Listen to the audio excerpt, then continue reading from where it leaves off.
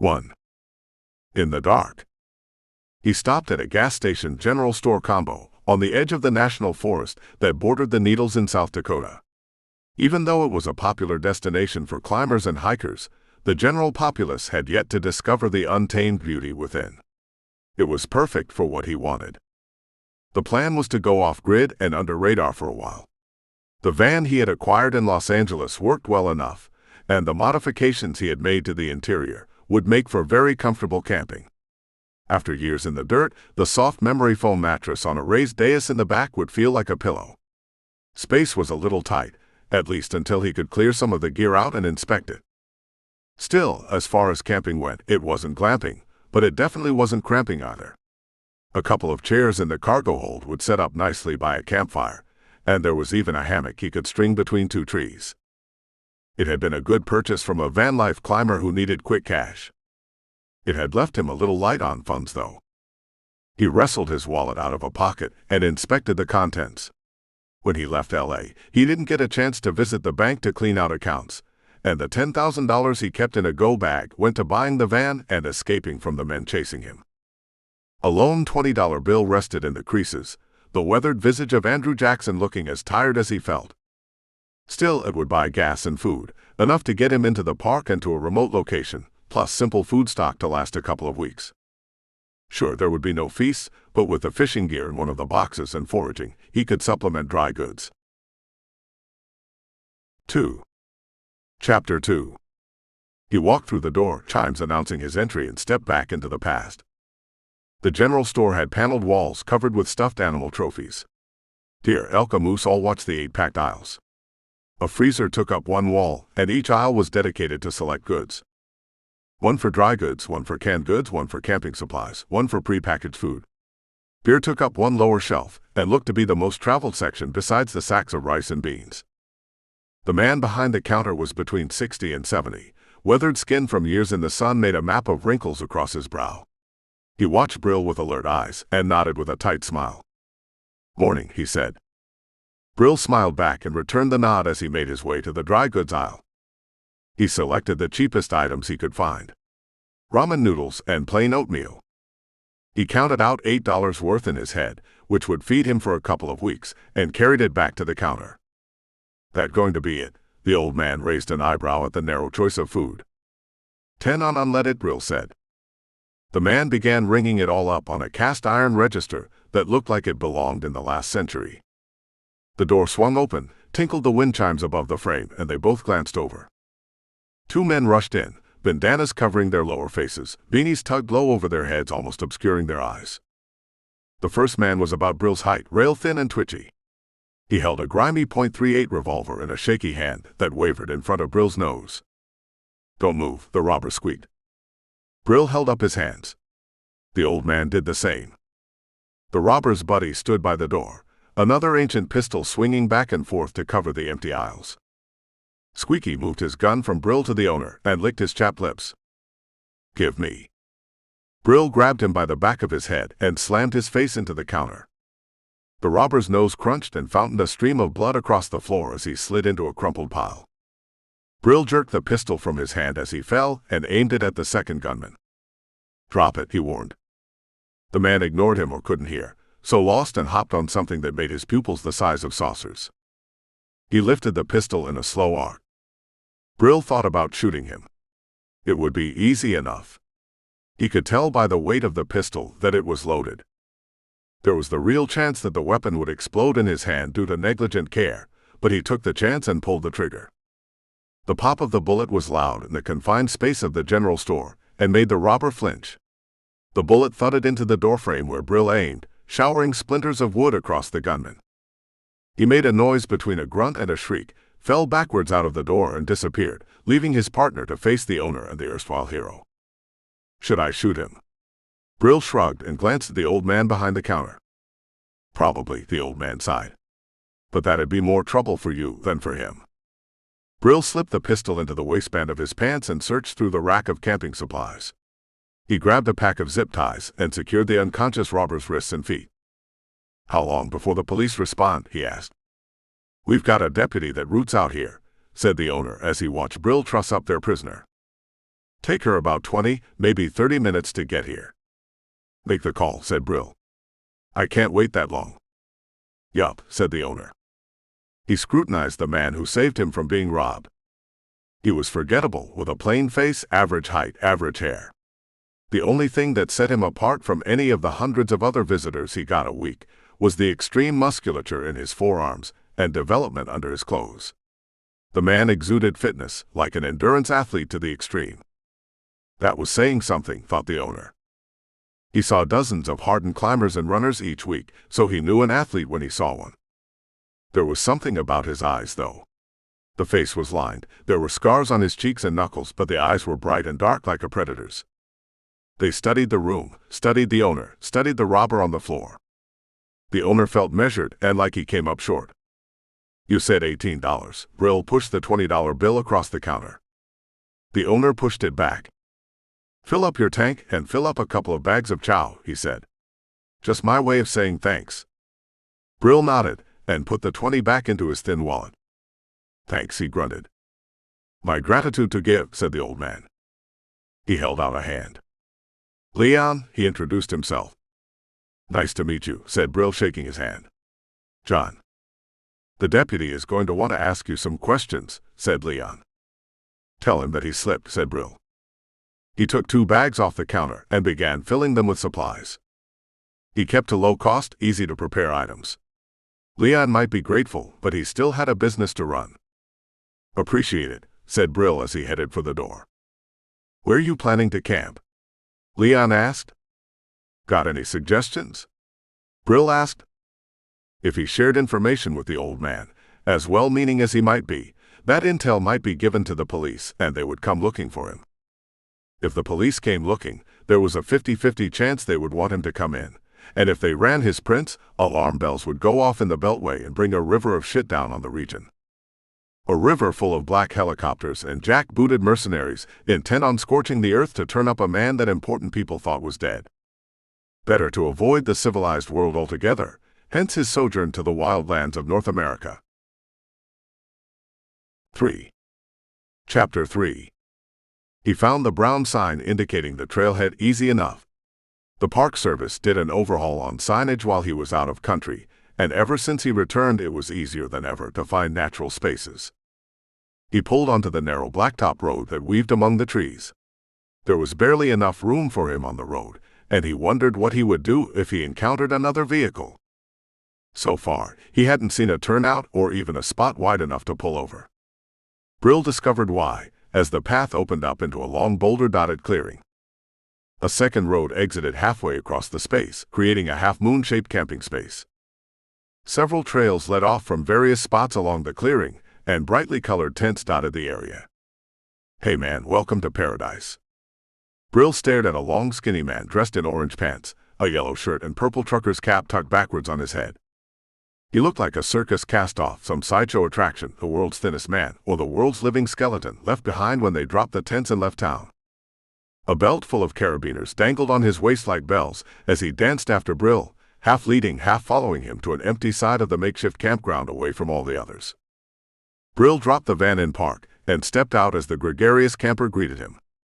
Name's Jester, man. He held out a long hand, long fingers wrapping around Brill's thick knuckles. The calloused palm was rough and dry, exfoliated against 1,000 rock fixtures. Brill could feel the texture of his fingertips on the back of his hand, blunted edges strong and sure. John, Brill introduced himself. It was a common name he used often, as common in America as Muhammad in any other part of the world. Hey John, said Jester, giving his hand 3 pumps then letting go. It's nice to meet you, man. You here for some climbs? The carabiners jangled. Brill could see the belt was a utility web, pockets sewn into the seams to hold a multi-tool, a folding blade, and a few more things hidden behind closed flaps. Running, said Brill. Far out, dude. I run a little.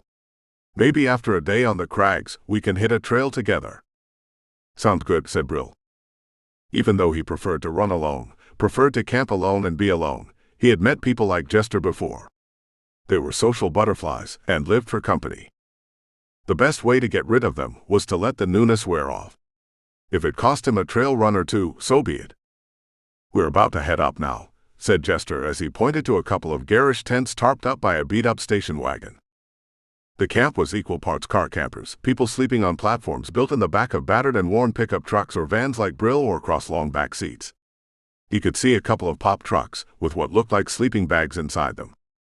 Climbers were notorious for the dirtbag life. Hell, they had practically created it, though Brill bet some army guys would argue they were the original sleep anywhere under the stars originators. But climbers took it and made it mainstream. Hippies around Yosemite in the late 60s and early 70s, as he recalled. Living out of their cars, working a week to make enough money to eat beans and rice for a month, just so they could spend their time climbing. He knew a couple of ultra runners who did it now. They packed a cooler full of frozen burritos and ice-cold beer, which turned into cold burritos and warm beer after a few days. It didn't matter to the runners. It gave them a chance to live and run for practically nothing. It was the way he planned to live for the next few months. Heal his shoulder, heal his ribs, get his bearings, and figure out a plan of attack to take DC and the company he wanted to end in it. Do you want to climb with us? Jester watched him with an open expression of joy on his face. Brill looked like he might. Built like the endurance runner he was, corded muscles popped with every flex. Plain, forgettable face, the size of man anyone would overlook in a crowd. Nothing to attract too much attention. Maybe more scars than the average Joe, but the kind of person you would smile at in passing and forget a second later. Unless you remembered his eyes. Cold black depthless eyes that stared with a predator's gleam. Shark eyes, he'd been told more than once, and he assumed that was close enough. The gesture from Jester was polite. Nice even. It won't take long, said Brill. But I want to set up camp. Jester seemed relieved, as if training a rock virgin was not on his agenda for the day. Brill knew how he felt. He was an accomplished trail runner, and until he knew what the skinny man could do with his legs, he'd rather run alone. They shook on parting. I'm over in the Forerunner, Jester pointed. Stop over for one beer tonight by the fire. Brill noted how precise he was with the beverage count. It didn't mean the man had much to spare, probably no money to restock for a little while either by the look of him. Still, some manner dictated he make the offer, and Brill appreciated it. He had a case of beer in the back of the van, so he would make sure his new colorful friend had a few extra once the evening was done. I'll introduce you to everyone, Jester called over his shoulder as he loped away. Brill slid open the side door to his van and stepped inside. He shucked his pants, dressed in running shorts and a t-shirt, then slipped into running shoes. Everything was secondhand, picked up from a thrift store in a small shopping strip between here and Los Angeles. But it didn't cost him much, and he had a few extra outfits to rotate. Almost all running gear, with some cold weather essentials just in case. The secret is layering, he said as he tied the laces. Setting up camp was simple. He pulled a camp chair from under the box in the back of the van and set it in front of the door. He rolled a dozen stones in a circle to build a fire ring, and did a long wide circle to gather dead wood for later. Everything else could wait, or was already set up in the self-contained van. No toilet, but a 5-gallon bucket would be better than most places he had used. No shower, but he would find a spring or creek and make do. Brill strolled to the middle of the half-moon clearing, and took a look at the random assortment of vehicles around him. Trucks, SUVs, and even a station wagon from 2 decades ago. All set up to car camp. No one around, though. Which meant they were climbing or hiking, or even a few running. He might find them on the trail. He picked the one with the least amount of disturbance at the trailhead, and took off at a slow 15-minute mile to loosen up. His shoulder hurt, his rib hurt, his knees ached. Such was the warm-up phase.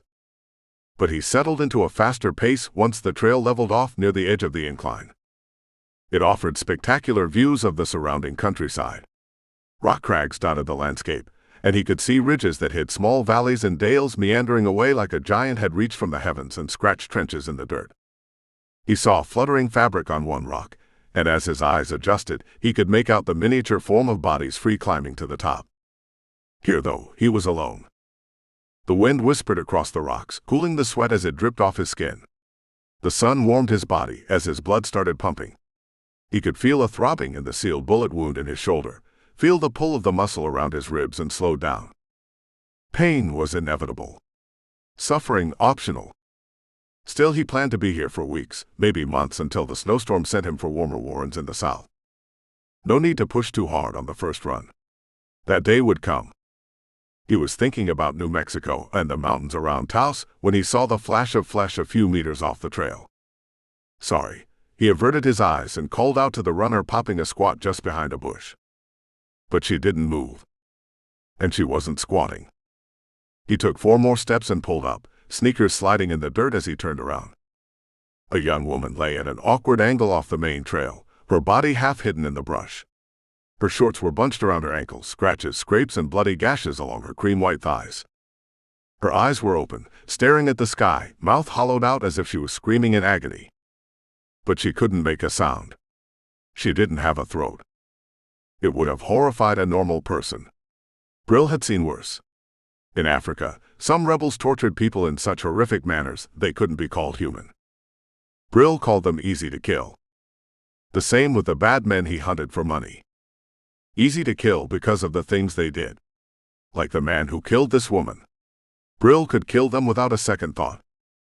Person, he breathed out and turned back up the trail. Someone needed to report the body.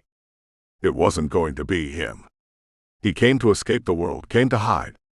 A dead body would draw attention. Local authorities, to be sure, and maybe media attention. He did not want to be around if a news van showed up. He pounded through a 7-minute mile, feet skittering on the trail as he planned. He would get back to his van, climb in, and leave. The guy he met, Jester, would just say a man named John was there, but not anymore. Unless Jester was the kind of guy who noticed details. Like the license plate on the van. If he gave that to the police, they would issue an APB. Brill could get new plates, he wasn't worried about that. But a bolo with the cops just added an extra complication. He reached the trailhead. So far, so good. The camp was still empty. He jogged over to the van, fished the key out of the bumper, and hopped in the driver's seat. Then he remembered the camp chair. He could leave it, but it would have prints. If cops ran the prints, he would set off alarm bells and whistles, and the media would be the last thing he was worried about. Brill jumped out of the door, folded the chair, and pushed it back into the designated spot under the box platform. She had red hair, he remembered.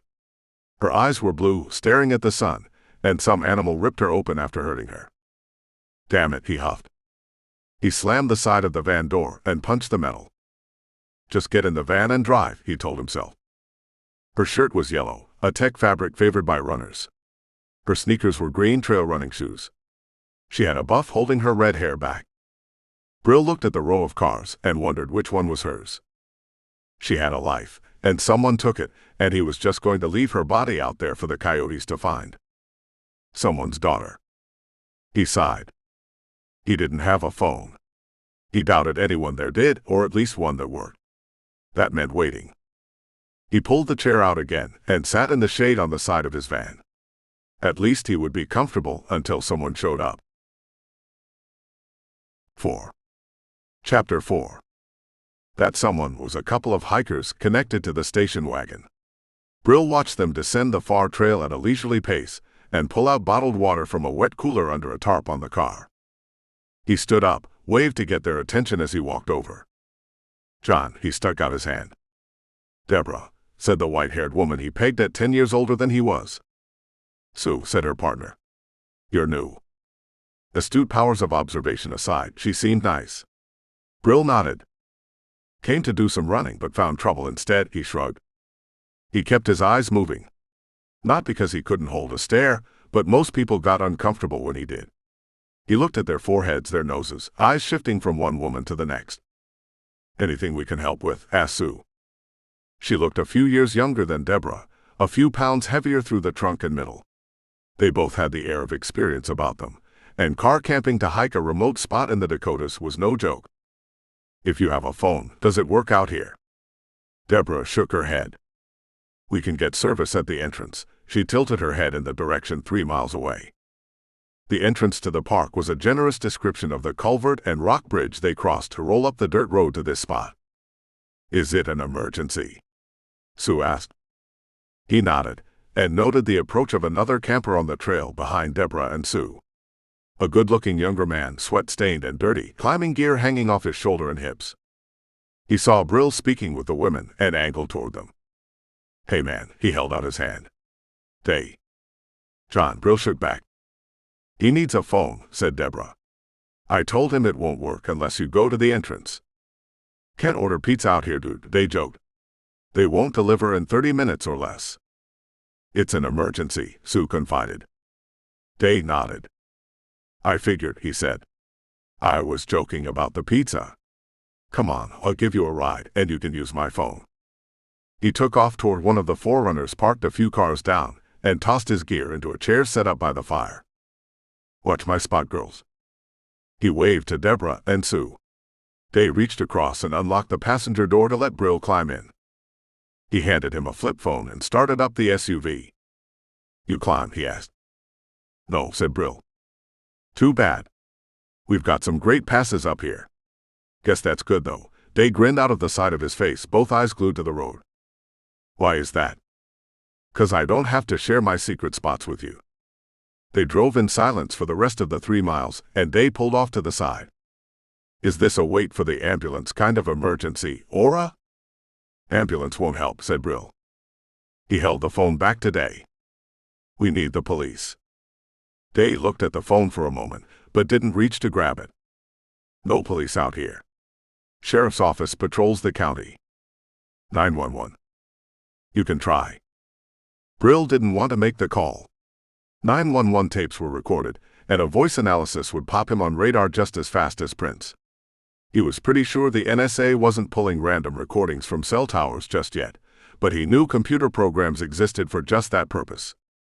Making the call started a clock. He figured he would have 3 or 4 weeks from the time it started. 10 days, he calculated. That's how long it would take for the sheriff to clear him from the crime. That was his window. He held out the phone a second longer, just to see if Day would take it. Maybe the man was on a clock of his own. He dialed 911 and let it ring 10 times, then 10 more. Brill wasn't surprised. He felt relieved when no one answered. No luck. He pressed 0 for the operator. She answered on the first ring. "Operator. Can you connect me to the police?" he asked. "There's been an emergency." "Oh," she said. "You need to call 911. "I tried," he explained. No answer. "Try again." She hung up. Brill stared at the phone a moment, then dialed 911. The operator's out-of-breath voice answered. 911, what's your emergency?" "Didn't I just speak to you?" he asked. "Yeah, but this is 911, she answered as if that was explanation enough.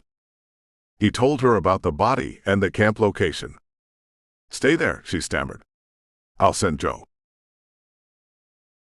5. Chapter 5. Body, huh? Day turned the SUV around and drove back to camp. "Which one?" "Girl. Redhead." Day shook his head and tsked. "Carol," he sighed. "She was a looker." He pulled into the camp and parked back in the empty space he had vacated. "That's hers over there." He pointed to the long wheelbase Jeep with a hard shell top. "Just out exploring what's left of the wilderness," Day said. He watched Brill for a moment. "She fall?" "Didn't look like it." "You know what happened?" Brill didn't know law procedure, but he knew talking about what he saw with this guy was a mistake. "No idea," he said, and opened the door. "Thanks for the ride." He went to stand by a small copse of trees and wait, running over different plans in his head. Depending on the sheriff's reaction, he would hang out for a day or two and disappear. Long enough for them to rule him out as a suspect, then he would make the run for Taos early. There was lividity to the body, which the coroner could use to determine time of death.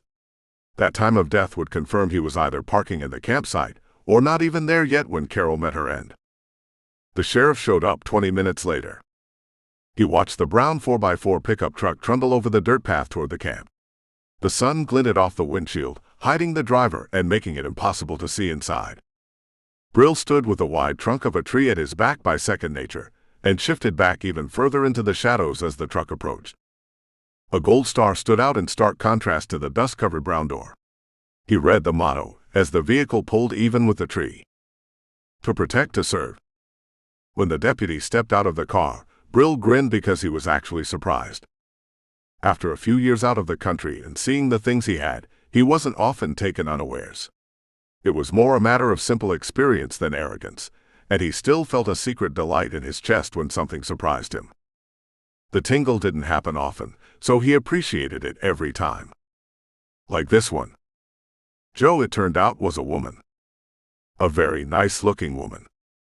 A pretty blonde in her mid-30s with corn silk hair pulled back into a tight ponytail, and sky-blue eyes she flashed at Brill before hiding them behind mirror aviator shades.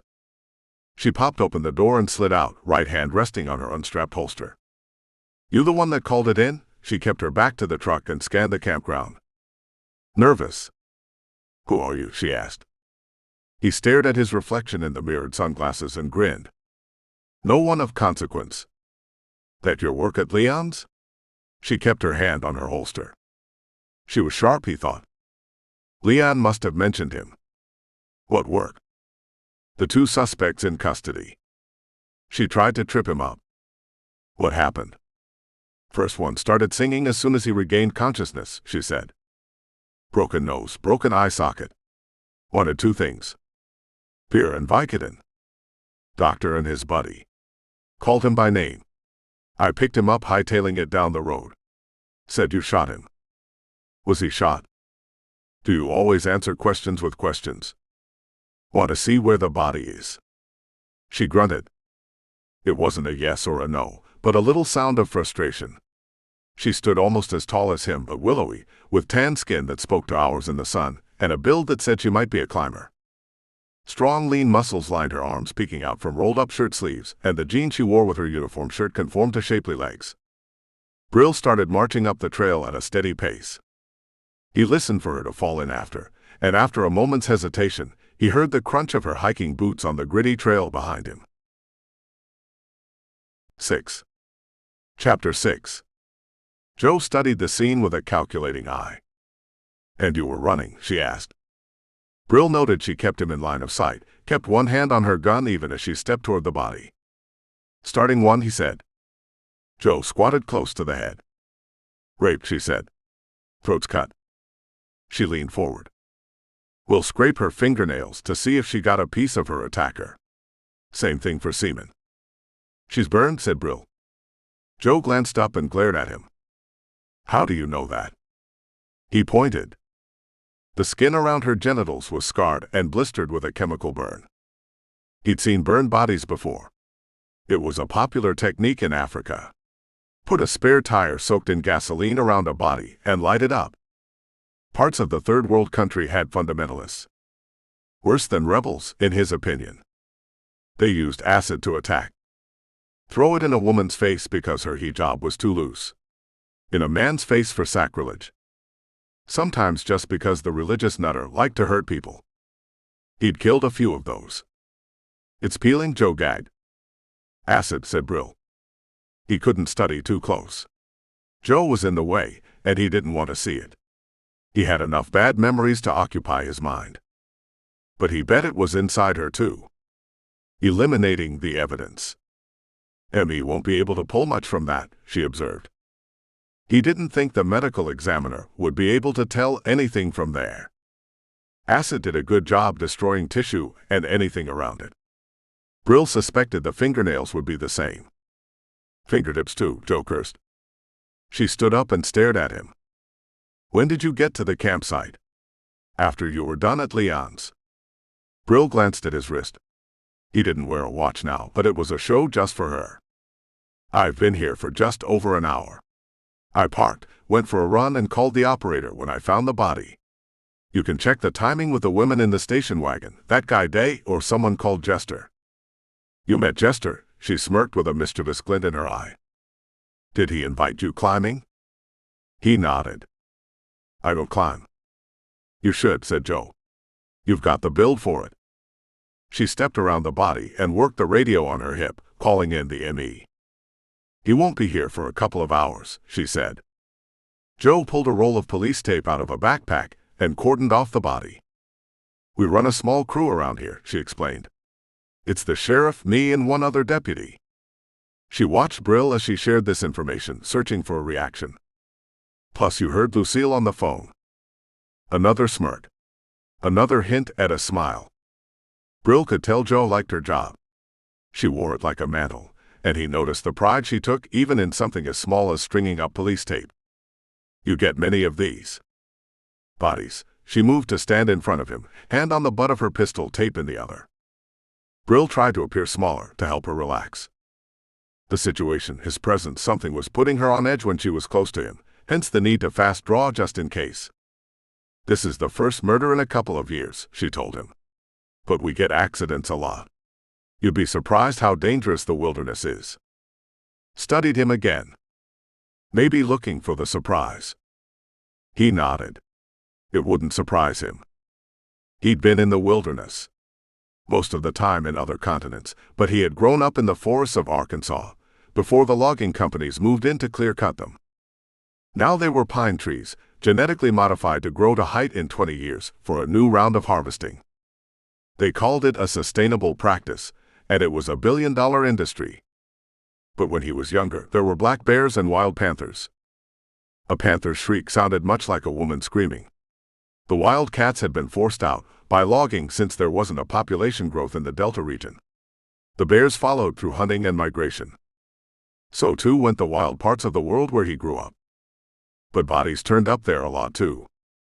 As far as he could tell, bodies turned up everywhere. Any accidents like this, he asked. Bodies that fell or missing hikers turn up. He wasn't sure what he was getting at, but Joe got it. The rape was deliberate. The cover-up even more so. I'd have to go back and check, said Joe. She kept studying him. Do we have to wait here? You want to leave her out here? That was a good trick, he thought. Making the body a real person. Sure, it had been once and he knew it. That was the reason he called it in, instead of just running. Though the fervent gleam in the deputy's eyes made him rethink that strategy. She wanted the man who killed this woman. And she was trying to decide if Brill did it. 7. Chapter 7. The ME arrived from another county and used 2 EMTs to load the body into a stretcher. They carried it down the trailhead, Brill and Joe in their wake, and loaded it on a gurney they slid into the back of a pickup truck. How long? Brill overhead Joe asked the rotund man with thinning hair plastered to his pate with wax. The ME took a bite of a snack cake, brushed the crumbs of his short-sleeved shirt, and missed the ones at the corner of his mouth. She's pretty messed up, the man made an excuse. Brill couldn't blame him. It was the truth. The ME held the cake between his teeth and unzipped the body bag inside the back of his truck. Cause of death, he said around a bite. Exsanguination by the cut to her throat. Looks like a knife did it, but could be any sharp-edged weapon. I say knife because of the way her skin is parted. Evidence of rape. Evidence of that assault being covered up with acid. Same for fingernails. He finished off his snack and dusted his hands before zipping her back up. It won't take me long, he told her. Because there won't be much to work with. Someone killed her. I feel safe saying that without too much examination. Joe sighed. Jibes with what I thought, she told him. Then why are you harassing me? He reached out and put a hand on her shoulder. You got a good head for this, Joe. Stop second-guessing yourself. The sheriff's got you turned around, and you know it. Is he coming? She bit the corner of her lip. Dinner, said the ME. Politics. Brill watched the big man pat her again and climb into his truck. Joe sighed, threw her shoulders back, and turned to him. That your van? He nodded. Don't leave. She made the rounds with the other campers. She knew most of them well enough to joke and smile, but a couple were somber. Brill guessed they knew the victim. He pulled out his chair, set it up, then hunted for a log to sit on when Joe came back. It took less than a minute to get a small fire going, and he placed a pot of water with beans on one of the rocks next to the flame. She came over 20 minutes later after she finished with the last camper. Brill motioned to the chair and settled on the log before she could argue. Thought you might be hungry, he said. She stared at the pot with a dubious look. Just beans? What are you, some kind of cowboy? I was always partial to Roy Rogers. Who? Singing cowboy. White horse named Trigger. Never heard of him. You're kidding. I don't kid about cowboys, she said. He tilted the pot and poured half the beans onto a metal plate, held it out to her with a spoon. She balanced the heat on her knee. Lean living, she said as she waited for him to join her. He ate from the pot, using the serving spoon as a ladle. Clint Eastwood, she said as she blew the beans to cool them off. And John Wayne. Two good ones, Brill agreed. People usually pick one or the other. That's what my ex said, she continued. Can't be both. Brill nodded. It was funny to him that folks debated the white hat versus black hats when most folks lived in a world of gray. He didn't consider himself a white hat. But the men he hunted were bad guys, so he was a gray man. He was okay with that. These taste different, said Joe. Spice. It's good, she said. I wasn't complaining. When a man makes me dinner, I try to be more appreciative. Many men make you dinner? Not ones who are on my suspect list. She passed the empty plate to him, and he set it on the log to clean later. Timing doesn't work, he told her, and scraped the last of the beans into his spoon for a final bite. Body was dead before I got her. She looked around. What? Men who make me dinner usually offer a drink. He dipped into the back of the van and took out 2 cans of beer. Warm? She asked when he passed it to her. Not complaining, right? Pretend we're in Britain. Not complaining, she agreed and popped the top to take a sip. Emmy will back me on it, he told her. You got a timeline of my arrival from Jester and more time with the 2 women. You can match that with my call to the operator.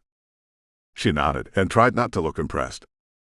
It adds up, she told him. You're still on my list. It made sense to him. He was still the new guy.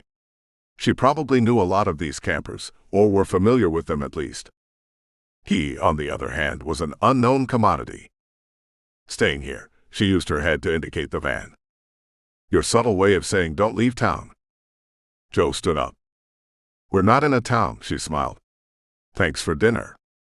Brill watched her walk to her truck and climb in. She stared at him through the windshield for a few moments but didn't smile, didn't wave. She backed up in a tight K-turn and didn't speed up until she was on the road out of the clearing. He watched the pinpoints of her rear lights dim in the distance of the growing darkness. Brill glanced across the clearing. A group was gathered around another small fire, tiny flames casting garish shadows over the somber gathering. He wanted to climb in the van. Part of this life off-grid was up with the sun down at sunset. No electricity made it easy. A good book by firelight could pass some of the time, and he had a dozen paperbacks and candles in the van when needed. He almost climbed in and shut the door. But he had work to do. He wiped out the dishes with a rag and a little water and stored them away, then banked the fire and went to introduce himself to his new neighbors. 8. Chapter 8. They stopped talking as soon as he got closer.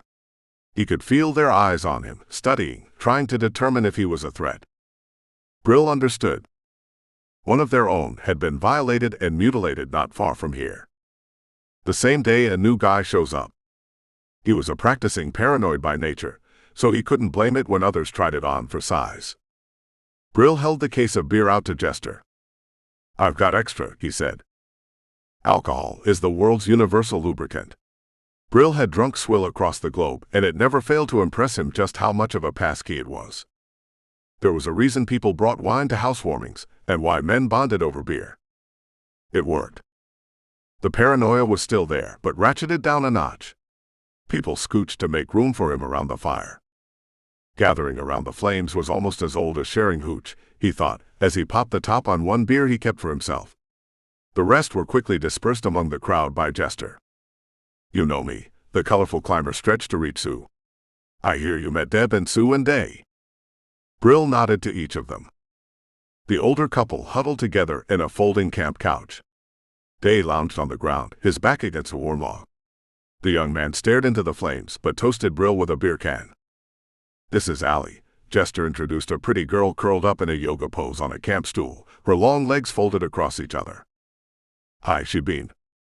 A natural sparkler. Bud and DJ, Jester pointed to another couple opposite the fire from Jester. It was hard to tell them apart in the dark. Both had long brown hair that cascaded around their faces, Both were bundled in puffy jackets that hid their form and figures. Brill pegged one for a boy, one for a girl, but only because he spied the hint of an Adam's apple on the taller one. Other than that, they could bet twins. Climbers, he could tell. They had climbing shoes by their bare feet, rock-blunted toes next to the flames. We'll get more, Jester sat back by day. A couple of people had to deal with their emotions, you know. He gave Brill a knowing nod, two wise men sharing a secret. Brill nodded back. If he were really wise, he'd keep his mouth shut. Talking to these people meant they could share information with the deputy when she came back, and people were notorious for getting it wrong. Been here long, he spoke to Allie because she was still smiling at him. Of course he picks the pretty one first, Dave mumbled around his beer can as he took a sip. I talked to you first, said Brill. Technically you talked to me first, Deborah chimed in. Brill grinned, a tight look on his taunt face. The firelight hit the angles of his cheeks just so, and Allie's smile flickered. So I spoke to the third prettiest third, Brill asked. Jester slugged Day in the arm and earned a groan. Ignore him, man. He's just pissed 'cause he liked Olga and now she's gone. Olga. Brill repeated before he could catch himself. You found her on the trail, said Allie. That was her name. Olga, Jester lifted his can in a salute. The others followed. It's weird, you know, Allie mused as she balanced the beer can on her balanced knee. She was just here this morning. We had breakfast right by this fire. I went to climb, she went to run, and now she's gone and I'm still here. When you get to be my age, Deb said, it's easier to count the friends left than the ones you've lost. I guess, said Allie. Just funny, you know. Not haha funny, but more like ironic. It's not ironic, Day grumbled. Whatever it is, you get what I'm saying. Brill nodded. He had been overseas when a singer tried to define irony for a generation after his. Most of them got it wrong based on that song, but he knew what the woman meant. Life was like that sometimes. He'd been in a couple of firefights with rebels when the guy next to him stepped forward or backward or didn't move, and a bullet punched his ticket. People died every day. He had seen the numbers on it before. Almost 1 million people of the 7 billion in the world. Staggering when someone spent time thinking about it. The population of a large city gone every day. One small runner on a trail in the middle of nowhere didn't seem like much. A 1 in a million shot at dying. Except she was murdered. Not a rock slide or a tumble. A car crash or cancer or any other kind of accident. Someone took a knife to her throat after they used her, then destroyed her body. It made him sick. He knew what Allie meant. A girl named Olga he didn't know had breakfast with the group that morning. Had a smile on her face that looked like a grimace to a lot of folks from running. He was here. Allie was here. The rest were still here, but she was not. He took a sip of beer and crumpled the empty. Jester reached out and waved his hand back and forth until Brill passed it over. Appreciate the donation, brother, said Jester. Twice. The climber finished his beer and put both into a bag of empties. My next beer fund, he forced a grin. Brill smiled back. Early run tomorrow, he told them and excused himself. He did plan to run again, but he had his fill of people too. What he wanted was what he came to the wilderness to find. Peace. Quiet. Alone time. They waved and thanked him as he walked the short distance back to his van. He climbed inside the back, pulled the door shut, and glanced through the back window. Allie was staring at the van, as was Jester. He should have stayed and gotten more of their story, he thought. But he pulled out a paperback and dropped into it. 30 minutes later, he blew out the candle and closed his eyes. 9. Chapter. He heard the footsteps scuff outside the van and reached for the pistol beside the platform. Someone began beating on the door. He rolled off the platform. It was still dark outside, but the hint of color on the horizon told him sunrise was close. 30 or 40 minutes away, which put the time around 5:30. There were 4 ways out of the van. The 2 doors at the front, the rear, and the slider on the side. A dawn raid would have started at 4. It's when most people are in the deepest sleep. Anyone beating like that meant business. Not normally the good kind. He dismissed the slider and passenger door. Someone was there. They might have a weapon. The back door would be easy to see, easy to hear. He considered opening it for a distraction, but a person with fast reflexes could jump back there and use the van as a shooting gallery while he climbed into the front. The driver's door was the best option. He didn't have to check the pistol. It was cocked and ready. He disengaged the safety and sneaked between the seats, checking the passenger window to see if someone was looking in. There was. Joe stared at him through the glass. She almost smirked at the gun in his hand. Expecting trouble. Brill ducked back and opened the door. He squatted in the van as she leaned against the door. You always sleep in the nude. He glanced down. I wear a watch. She didn't bother to glance away as he slipped into a pair of hiking pants, another purchase from the thrift store, and shucked on a t-shirt. Those are some nasty scars, she observed. Just memories now. I bet. A couple looked fresh. Fell on a run, he told her. Slipped in shale and took a tumble. Aha. Like she didn't believe him. Like she knew a lie when she heard it. Pucker wounds from rocks. From another life, he said. She nodded. Waited. When he didn't offer more, she shrugged. You an international man of mystery, baby. She used a goofy mix of Scottish and English accents in her voice, the smirk plastered like it was permanent. He had to admit he liked the way it sat on her face. Did interesting things to her pert lips. What are you holding? She nodded to the pistol he had set on the floor while he dressed and reached for it. He snatched it before she could grab it, ejected the magazine, and one in the chamber before he held it out to her. The raised eyebrows were a comical touch. I'm trained to handle weapons, you know. Didn't matter to him. He wasn't about to hand a loaded gun to a practical stranger. Too easy for her to pop him a couple of times and pull the van door closed. He had done similar jobs in the past. Practicing paranoid. She had a gun on her hip, still strapped in, or he wouldn't have let her have his pistol. Even if she made a draw for it, he could tackle her, disable the deputy, and disappear after destroying the radio in her car. Ditch the van in the next big city and steal something new. Car hop until he was someplace forgotten. That look on your face right now, she said and handed back the gun.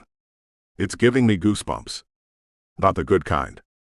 He took a breath in his nose and slipped into hiking boots secondhand with new leather laces. It's just my face, he said.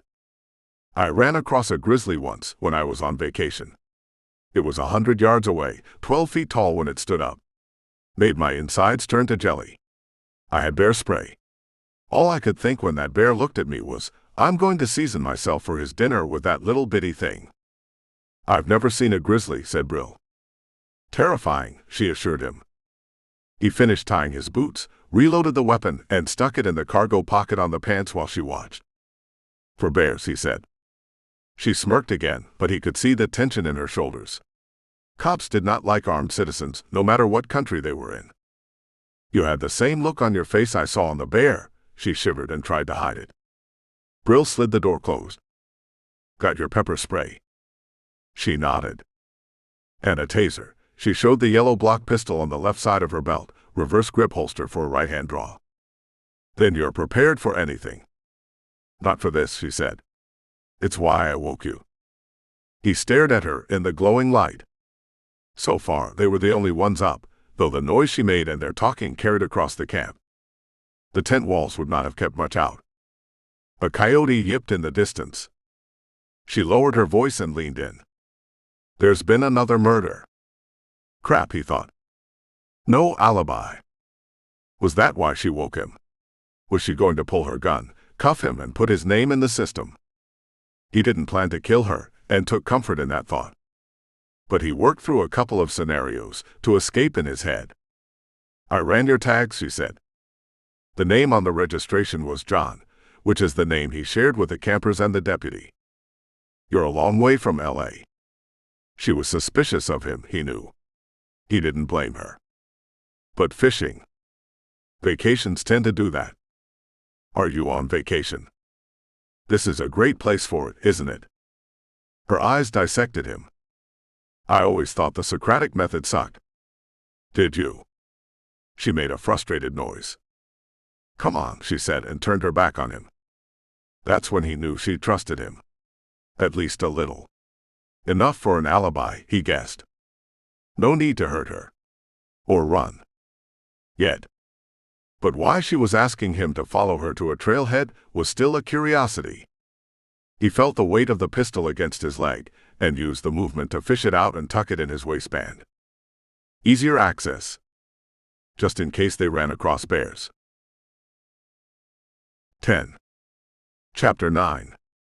But the sun topped the horizon, drizzled light between the clouds that bathed the surrounding rock formations in a cascade of shadows. Brill couldn't appreciate the view. His eyes were locked on the twisted corpse on the side of the trail. He would have to take her word on the ID. Someone had been reading his mind, or playing in his memories. The upper body was burned into a charred remnant. Brill saw what looked like rope wrapped around the torso, crisp and flaking. "We can't find DJ," said Joe as she kneeled beside what was once a man. "Climbing rope soaked in gasoline," she explained. "No one heard anything. No one saw anything. The body wasn't smoking, so it had been out here a couple of hours at least." Gasoline had a high flash point, Brill knew, and the human body, while combustible, did not burn forever. The flames ate the gasoline first, licked through the ropes into the puffy jacket, and then flesh. Brill figured he had suffocated, choking on toxic fumes as the rope burned. That's how most burn victims went. The toxic fumes clogged their lungs and they couldn't breathe. The flames just burned through the nerves until they were dead, then kept going. "Not a pleasant way to die," he said. "Nope." Joe took a moment to examine the body. "He's coming back," she told him. "Second time in 24 hours. More than he's been here in the last 2 years." "Who called it in?" "Day," she said. "Did he discover the body or just report it?" That was important, and she knew it. Brill reported the first one, using a borrowed phone. "Both." "Both. Up early for a climber, I know." She stood up and faced him. "They usually sleep in around here. The sun won't reach the climbs for another hour." "Did he say why he was here?" "Early start." "Does that make sense?" She shrugged. "You know him," said Brill. "Does he climb early sometimes?" "I don't know him," she crossed her arms. "I've climbed with him before. But I've climbed with a couple of them. I'll have to ask around." 2 murders in 2 days, both since he arrived. Brill wondered what he had gotten himself into. "Are you calling in trackers?" She nodded. "Volunteers are showing up at 9. Damn. More people. More eyeballs. No way to run without drawing more attention." He could just abandon the van and take off. He had wilderness survival training, and there would be a road or something in a few days' march from here. Hell, he could go 7 days fasting, so that wasn't a problem. The problem was what people would think if he abandoned the van and left. It would mark him as a killer, and there would be an APB. Just for questioning. But procedure and rules would mean fingerprints. That would ring some bells. Unleash hell. Better to stay close by and assist where he could. "Why did you bring me out here?" Joe sighed. "You've had some training," she said. "I'd guess military. You were right about the timeline. My gut says this isn't you, and the time backs it up." "Guts are wrong most of the time," he told her. "Not mine. Every time I listen to my gut, I'm right. It's when I listen to other people that gets me in trouble." Brill knew that feeling too. Part of shoving so much knowledge and training in year after year was to hone instinct. Maybe that's something he saw in her. Or felt in his gut.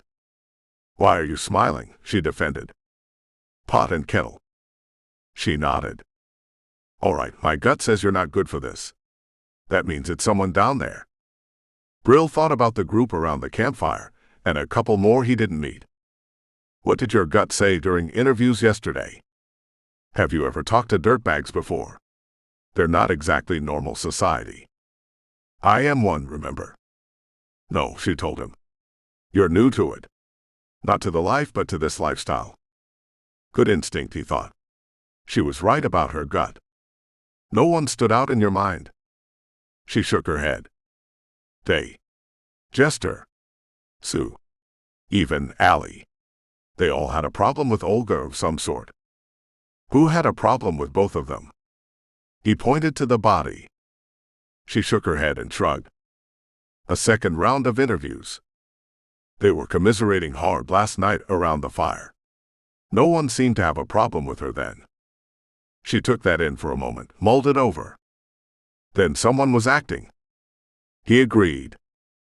Now they just needed to figure out why. 11. Chapter 10. They watched the ME finish up again, the two EMT assistants gagging as they loaded the body into the bag and onto a stretcher. One couldn't hold it in, and sent his breakfast into the bushes. Told you not to eat, his buddy chided. They moved with practiced ease, like two people with a familiarity of working closely together for some time get to be. Brill admired the simple artistry of their work. Most emergency techs out here probably peeled people off the highway, he thought. Maybe some four-wheeler accidents, and an occasional kick by a horse thrown in. Car wrecks were nasty business. So why was one sick? It was possible they were used to crush injuries, and this one was different. Burned bodies just seemed wrong. Unnatural. People cook meat, beef, pigs, chicken here in the U.S. Other types elsewhere. Charred flesh smells like cooked meat no matter the species. That had to be it. A break in expectation. Pulling a dead body from a mangled auto, it smelled of piss, feces, and fear. Sometimes all of that mixed in with the cloying pine scent of a hanging air freshener. This one smelled like dinner. It looked wrong too. Broken bodies still looked human. Burned bodies looked unreal. Not fake, he thought. Just wrong. Against the natural order of things. The two EMTs trundled past him, balancing the stretcher between them as they headed down the trail. The ME came over, no cake this time. Guess the smell got to him too. Between 2 and 3, he said as if picking up a prior conversation. A sign he and Joe had worked together before too. He was anticipating her questions. I'll get in to see if he has any other wounds, but the way his fingers were wrapped in the rope, I'd say he was alive when the fire started. Cruel way to die, said Brill. The ME shrugged, sending ripples across his meaty torso. Takes all kinds. These hippie bastards out here, practically animals, he sounded bored. Practiced. Townies versus visitors. The locals liked the dollars tourists brought, but these campers didn't bring dollars. Just took up space in a campground designed for everyone. The counterculture's still alive, said Brill. We don't get much trouble out here, Joe said. The occasional fight when our citizens come to enjoy the trails. Brill nodded. She caught his look and turned to the ME. I'll be by later to get a report. The large man nodded and lumbered down the trail after the EMTs. What was that look? Joe asked when he was out of earshot. You were convinced last night it was one of the campers. It makes sense, she said. Opportunity. Brill studied the ground around them. He hadn't done tracking in years, not since the jungle, and the path was well worn by thousands of impressions over the year, as the same people made the same trek again and again. Wouldn't hurt to look, though. Don't you need motive? He asked. We're not some big city show, she snapped. I'm the acting detective on this case. Brill held up his hands and cast about as he walked up the trail. Just talking it out, he said. Joe fell in behind him, silent for a few moments. He could hear her breathing, working to calm herself. Sorry, she muttered toward a spot between his shoulder blades. Apology accepted. I get mad because it all falls on me. The sheriff here is otherwise occupied. What does that mean? It means he's politicking, she snapped. He's focused on getting re-elected. Then he has to be concerned about murders in his county. That's how it's done out here. Sheriff by county. Pretty much. We get 3 counties because of population. The national forest takes up a lot of space so people don't live there. That you know of. Crap on a stick, she cursed. He looked to see if she stepped in something. The sheriff is obsessed with me solving this, she said. He doesn't want any blowback to touch him, so it's all on me. And the pressure is on. Now you just added to it. He thought about it for a moment. You were locked in on the campers, he said. But now you have to consider the townspeople. And you know of someone living in the forest. Joe nodded. Several someones. Brill stopped and bent down. What's that look like to you? Joe kneeled next to him and studied the 2 lines etched in the dirt. They led off trail between a set of footprints. Drag marks, she sighed. Brill pushed off his knees and led the way. They didn't go far. 12. Chapter 11. DJ was a woman. That solved one mystery for Brill, but he may have been the only one who didn't know the answer. She was 10 meters off the trail behind a half-buried boulder about waist-high. The back of her skull was missing, a bloody rock next to it. The puffy jacket that hid her form was gone, and Brill could see she was well-shaped from climbing. Her attacker thought so too. Pants ripped and bunched around her ankles, scrapes and bruising to the back of her legs. Another one? Joe sniffed. Brill knew how she felt. A rage gurgled in his stomach as a memory tried to bubble up from the back of his mind. He watched another woman die just like this, bent over a table, tied down and killed. It drove him, drove the beast he carried inside, the red rage monster that was as remorseless and relentless as a shark. He bottled up the memories, tucked them down in the boiling, roiling turmoil of emotions, and fueled the fire. "Whoa," said Joe as she took a step back. Her hand drifted to the pistol on her belt, but she didn't unstrap it. He took a deep breath. It's frustrating. He searched for a word, anything to buy a moment. He knew he was a predator, and some people were attuned to see it. They'd sensed that Joe would. She was a cop with a good eye, good head. A little fast to go for the draw, his tight grimace turned into a grin, but then so was he. She watched him, hand still on the butt of her weapon. "You looked like you wanted to kill someone." Her breath was short. Pupils dilated, cheeks flushed. He could imagine her heart rate was up, the fight or flight inside her dumping adrenaline in her system. It's what happened when people got scared, and Joe fit the picture. He sagged his shoulders to appear smaller, cocked his hip to one side, and twisted his foot out in a gesture he had seen his grandfather do many times. It made him seem less imposing, more relaxed. Not really the place to be relaxed, he thought. But Joe needed to focus on the crime scene, and not what this stranger might do to her. She paused for a moment, kept him in sight as she debated. His pose, or maybe the ruse of it, made her take her hand away from her belt. "I'm going to check it out," she said. She tried the radio clip to her lapel, but the signal didn't carry. They wouldn't be able to call the ME until they got closer to the trailhead. The big man was going to have to trudge back out here. Bring his EMTs with him. 3 bodies, said Brill. If you had media out here, it would be a real crap storm. She snorted. You can say shit around me. No need to be polite. Brill sniffed back. Maybe I don't cuss. You don't talk as much as half the guys I know, she said. Don't have much to say. That earned a look that said she didn't believe him. She checked DJ's wrists. Bound with climbing rope. Probably the same kind used to tie up Bud. We would need a match to tie the forensics together, but it would link it to one person. She glanced up at him. Local or dirtbag? Or wild man in the woods, he reminded her. Don't remind me. She examined the body. Evidence of trauma, she pointed to DJ's crotch. And acid again. Who carries acid around? Brill shrugged. Pre-planned and premeditated meant someone determined. 3 bodies also meant serial. He almost said it out loud, but the word serial killer going out on a police radio would draw reporters like flies to a picnic. The news cycle would demand it, and the odds of him getting caught on camera increased. Even if it was a slight increase, they weren't in his favor. Someone might see it. Someone might run facial recognition on it. And if that happened, a phone in a room in a DC office would ring. He knew that much. Shelby Johnson, his former employer from a couple of lives ago, would dispatch a wet work team. No, he wouldn't say serial killer and put the idea in the universe. Too bad it had other plans. Serial, said Joe. 3 victims. 2 with the same mo. Rape and acid to cover it up. She stepped away from the crime scene. Wish I had tape, she said in a wistful voice. I might have just stepped on evidence. I'll watch it while you call the ME, he said. She stared at him again, gauging the offer. 10 minutes, she told him. I'll make the call and come back. No one touches the body. I'm the only one here.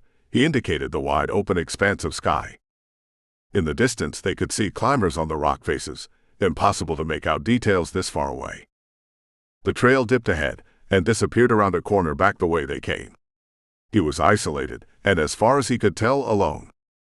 She chewed one corner of a pretty pert lip and shot him a look with her ice blue eyes.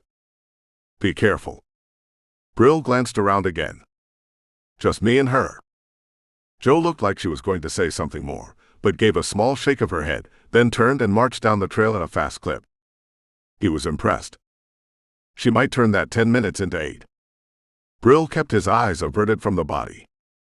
He had seen plenty of dead people before, but one splayed so much like a memory was not one he wanted to add. Bad enough DJ wore perfume. He could smell the hint of it on the wind that blew across the corpse. Too soon for the rot to set in, she still smelled of something. Lavender. He sniffed. Yes, lavender and something else. A familiar scent. He inhaled again, closed his eyes and cleared out his lungs. Then sniffed slow and long. She smelled like Jester. Like the smiling clown that met him at the gate. It was an earthy, musky smell of unwashed hair and dirt, sweat and bathing in natural creeks. A unique signature. Now he just had to figure out if the climber was the one who killed her, or if they were just close. He sniffed once more to confirm. Her perfume. The other smell. Yes, he was going to speak with Jester. They were going to have a nice long conversation. 13. Chapter 12. Jester wasn't at the camp. Brill searched for him in the crowd of campers that gathered around the ashy fire pit to mutter and discuss among themselves. The ME left with a third body. Jo had Sue off to one side, grilling her again and by the looks of it getting nowhere. But the climber was gone. Day meandered over toward Brill. Crazy, he shared. Crazy, Brill agreed. You've got to wonder who would do something like that. He watched Brill out of the corner of his eyes. I do. Do what? Wonder what kind of person would do something like that. A crazy person. Brill shifted. Maybe. He and Day stood in silence for a few moments. Watched as Jo finished with Sue and took Allie off to one side. Brill wondered why she didn't take them all down to the station and reminded himself to ask. What's the town like? Which one? The one where the sheriff's office is located. Day thought for a moment. Map. He finally decided. There's not much to it. Small store for the locals. I think Main Street has 6 buildings. A courthouse, of course. How many people? I'm not from here. Me either. Brill felt the man watching him. You know, these didn't start until you showed up. I've been told. Don't you think that's funny? Day wasn't laughing. Neither was Brill. Did you know them? They were here when I got here. I've been here 3 weeks. But we climbed together, drank together. Lots of nights by the fire. What were they like? Brill really didn't want to know. They were dead and gone and strangers to him, other than 2 lumps in a circle last night and 2 bodies today. But Day knew them. Saw them. Watched them with Jester and the others. Maybe he witnessed something. Jo could pull it out of him. Or she wouldn't. People were guarded with cops. Especially counterculture types.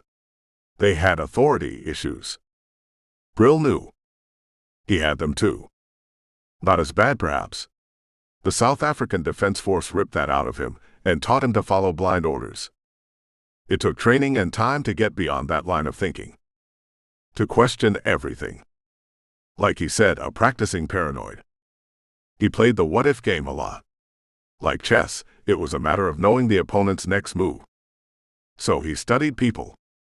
Lots of people. Assessed them. Evaluated how they stood, how they held themselves, what they did, what they said. Everything studied and cataloged. Just because he wanted to know if it happened, then B was the response. Most of the time. Because people were predictable. Most of the time. Quiet, they said. She was a hottie, but kept it all under layers. He was a good climber. How good? Won a bunch of competitions a few years ago. They were traveling off that money, stretching it out. Robbery wasn't a motive. Dirtbags didn't have much to begin with, and meager earnings had to last a long time. Brill had more money in the van than all of them combined, he bet. Maybe more than all of them had made in the last couple of years. Designed to last until he could hit DC. Where were they before here? Somewhere. They guessed. Either a lie, or they really were quiet. Didn't share travel stories. Seen Jester? That was the real question he wanted answered. Day surprised him. You've been waiting to ask me that. Brill looked at him. I can tell, man, I've got this sixth sense thing sometimes. You had a look on your face, like you were wanting to ask me something, but building up to it. Brill ran through the responses in his head. Most people had a certain reaction to him, and a lot of them said he was inscrutable. A poker face. Day was different. Or another lie, just messing around off the question asked. I haven't seen him since this morning, said Day. He took off on the south trail. The climber pointed his thick, strong fingers toward the brown sign marked with white letters. Joe shook Allie's hand and ambled across the parking lot to the two of them. You ready? She asked Day. I always have time for you, Sheriff. Deputy, she corrected. Day smiled at the error and stepped toward her. You need me? Brill asked. Joe stared at him a minute. Not now, she said. I'm going for a run, he told her. Day glanced from Brill to the south trailhead but didn't say anything. That a good idea? We have an unknown killer on the loose. He looks like he can take care of himself, Day piped in. I bet you climb. Brill shook his head. Not trained in it, he answered. He turned to Joe. I'll be fine. I'll just outrun whatever I find out there. She locked eyes with him for a moment, trying to peer into him. She checked for crinkles around the eyes, for a set to the lips, signs the course she took told her to look for in people to get a read on them. She couldn't. Brill could tell. And it frustrated the hell out of her. He could tell that too. I've got to go back when I'm done with him, she said. But we'll talk. Joe motioned Day to follow her. Careful out there, dude, Day called after him as the climber stepped with the deputy. He would be careful, thought Brill. Careful to find Jester and bring him to the deputy. Or justice. Either way was fine with him. 14. Chapter 13. Brill checked the load in his pistol, tucked it into a small holster clipped in his running shorts. It hung on the string used to keep the waist of the shorts tight, but the lightweight pistol wasn't much of a burden if it was snug tight. He filled a water bottle from his 5-gallon reservoir in the back of his van and took off on the trailhead. He saw Allie 100 yards up the trail, off to one side, standing in a warrior pose facing the horizon, and veered toward her. The girl was perched on the edge of an overhang, going through a series of poses as he approached. Warrior pose. Then tree. And down to warrior pose to other leg. He watched in silence, and when she finished the second tree pose, she turned and smiled at him over her shoulder. Join me. He wiggled his water bottle to negate the request.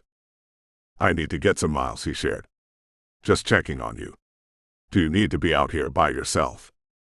She folded her hands in a prayer gesture under her chin. I need to be out here. Is it safe? She shrugged. I've seen a black bear out here once, she told him. I've come across cougars and I think a panther in California, though I get them mixed up sometimes. What's a mountain lion in real life? It was his turn to shrug. Bad kitty. That earned a grin. He waved at her again and took off. He started slow and eased down toward a 9-minute mile.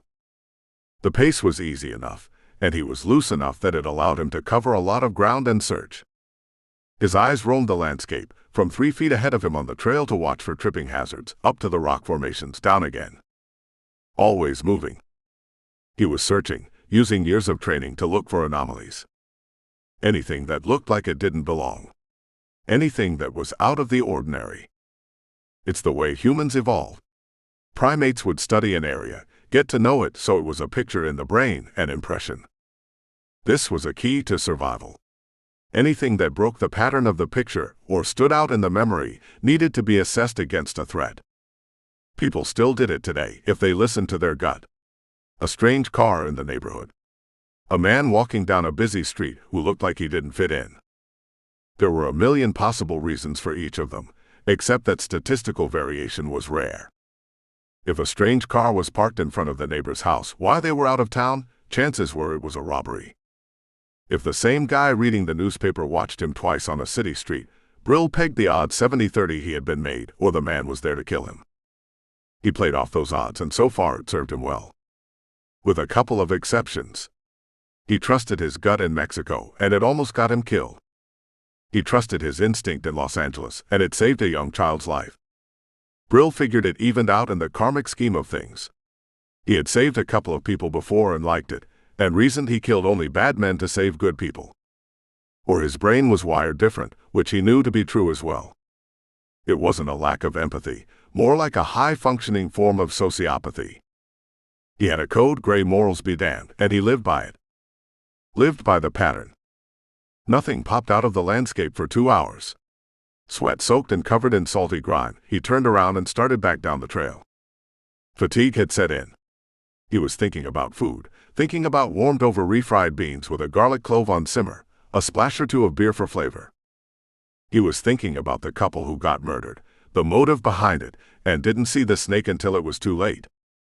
The western diamondback slithered across the trail 6 feet in front of him and froze. Brill took 2 steps before he realized it wasn't a stick, did a jumping leap over the reptile, and landed awkward on one foot. His foot slid on slick rock, and he tumbled forward, atavistic brain pumping chemicals into his system that the snake would chase him into the underbrush.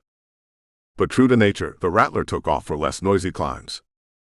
Brill watched the tail slither between 2 bushes and disappear as he stood up to assess the damage. Scrapes. Check. Bruises. Check. Pride. He checked his surroundings, then chuckled at himself. Pride still intact. He brushed off his hands, his shorts, checked the oozing blood on his knee. Whoever said rub some dirt in it had the right idea. The dust and grit helped slow the bleeding, turning the wound into a muddy paste. He turned around to get his bearings toward the trail and heard a buzzing. Flies. Hundreds of them. Hovering over a dead body 10 meters from where he was standing, hidden off the trail. Brill picked his way closer, careful where he tread, lest he disturb any other tracks. He could see a muscular bare torso, colorful pants and climbing shoes. The body had crawled this far out. The tracks were undisturbed, the markings in the dirt showed elbows and knee scrapes. The flies buzzed around the carcass, restless with his approach. Brill circled around to get a better look at the man's face. He suspected it was Jester and was surprised when it wasn't. A man he didn't recognize lay on the ground. "Huh," he said out loud. He wouldn't be able to recognize him no matter what. The face was a mass of melted flesh, burned and slipping off the skull. Another acid attack. This one severe enough that the face was gone. Brill could see teeth where the cheek should be. Raw muscle and tendons. No wonder the flies were there in droves. He could tell it wasn't Jester by the man's build. But he hadn't been around the fire last night.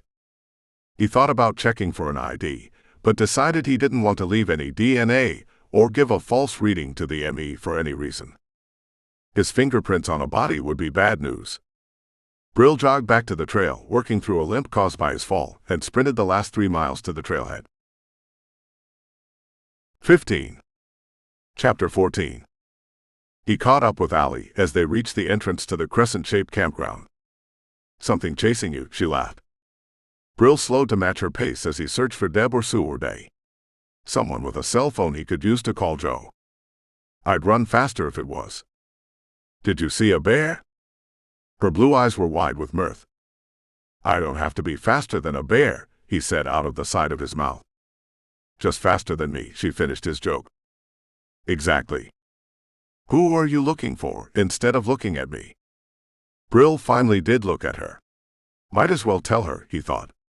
She was going to be interviewed again, especially once he told Joe he found her on the same trail as the body, doing yoga. Something like that the deputy needed to know. Even he assumed the killer was a male. The rapes convinced him of it. but there was nothing to say they weren't looking at two sets of crimes. Rape and murder. Maybe even conducted by two different individuals. I found another body. Who? The mirth fled, replaced by fear. He watched the pulse in her neck ratchet up, a flush creep up her cheeks. She was surprised and scared. Or a damn good actress. He knew someone else who had been a great actress. Ron. Veronica. Fooled him into trusting her. He earned a bullet for that trust. A couple of them. I didn't know him, he answered. Easy enough to say since he didn't know any of them. Not really. He met them all yesterday. 4 bodies in 24 hours, all killed just before or right as he got here. He stumbled into something, like walking into a firefight between 2 rebel groups on patrol. The easiest thing to do would be retreat. But running put a target on his back. The second easiest thing to do would be stay alive. That deputy said we should stay here, Allie said. But I don't think it's safe. She sped up toward her car. That's because we're all suspects. I didn't kill anyone, said Allie. I'm a pacifist. She stopped at the back of her car, one of the jeeps, and motioned for Brill to turn around. He complied, and listened to her fish the keys out from the back bumper just under the door. She didn't want to reveal her hiding place to him. Allie opened the back door and pulled out a small cooler. She grabbed 2 bottles of the 6 left and handed one to Brill. He didn't spy Deb or Sue or Day. They had the campground to themselves for the moment. Do you have a phone? She pointed to the front of the car as she drained the bottle of water in noisy gulps, gasping between sips to catch her breath. She was anxious. Not for being caught, he thought, but for being in proximity to so many murders. Most of the van life people were introverts by nature. They liked wide open spaces where animals outnumbered people 4 to 1. He couldn't blame her, though. It was nerve-wracking. He had been around more dead bodies in a few minutes than this small count in a few days, but the location bothered him. He wondered if he did stumble into something, or if there was an ulterior motive happening. Was someone following him? Was someone killing these people trying to pin it on him? He didn't think so. But practicing paranoia meant he had to consider it. Do you get service out here? He asked her. She shook her head. Can you give me a ride to the road? Keep her close. Keep her on task, which would help with the anxiety. She nodded and finished the water, carefully placing the empty back into the cooler. Almost time to go to town and stock up, she told him. I think I'll move on to a new spot. Joe might have something to say about that, but Brill kept his mouth shut. Instead, he climbed into the Jeep with Allie and took the phone she held out to him as they drove toward the park entrance again. 16. Chapter 15. Allie gripped the wheel with one hand, leaned on the console so they were closer together. The water and normalcy of the ride seemed to smooth out her emotions some, and he could see her breathing become more relaxed. How long have you done yoga? He steered her toward familiar ground, an effort to keep her calm. Forever, she said. I love it in nature. I'm going to become an instructor next winter. Where? Los Angeles, she said. He felt a roil in his stomach. Is that home? LA was home to 8 million people, 13 million if the valley and surrounding metro was included. No, she said, and he relaxed a little. I'm from Seattle. But I'm on my way to LA. I just took the scenic route. Brill took a deep breath and held it, let it out of his nose. Do you meditate? Allie asked. That's a good breathing technique. I have to, he told her. Keeps me centered. Most of the special forces he had worked with in America and abroad practiced a form of daily meditation, and he was no exception. The South African recce made it mandatory with block time for practice. Usually it was after a training session, and Brill found it helped with retention. Even though he was supposed to practice empty mind, he usually went over the previous training, either a briefing or actual, and it helped. But the appeal of empty mind was a siren song to him, especially with the nightmares of memories in a rebel camp on the border of Angola. He meditated twice a day, once after practice and again before bed. I also do yoga, he shared with her. You do? We're going to do it together, she almost squealed. The mirth was back in her eyes, and she gripped the wheel with 2 hands. "Tonight after dinner," she promised as she pulled to a stop at the park entrance. "The beer last night was cool of you, man. Very generous." "I had some to share," he brushed off the compliment. "No, man, we all share out here, but it's like 1 or 2 at a time, you know. You just gave it all away. I think that's awesome." "Thanks." He wasn't very good at getting compliments. They had been few and far between growing up, and as he slid into adulthood, being good meant survival.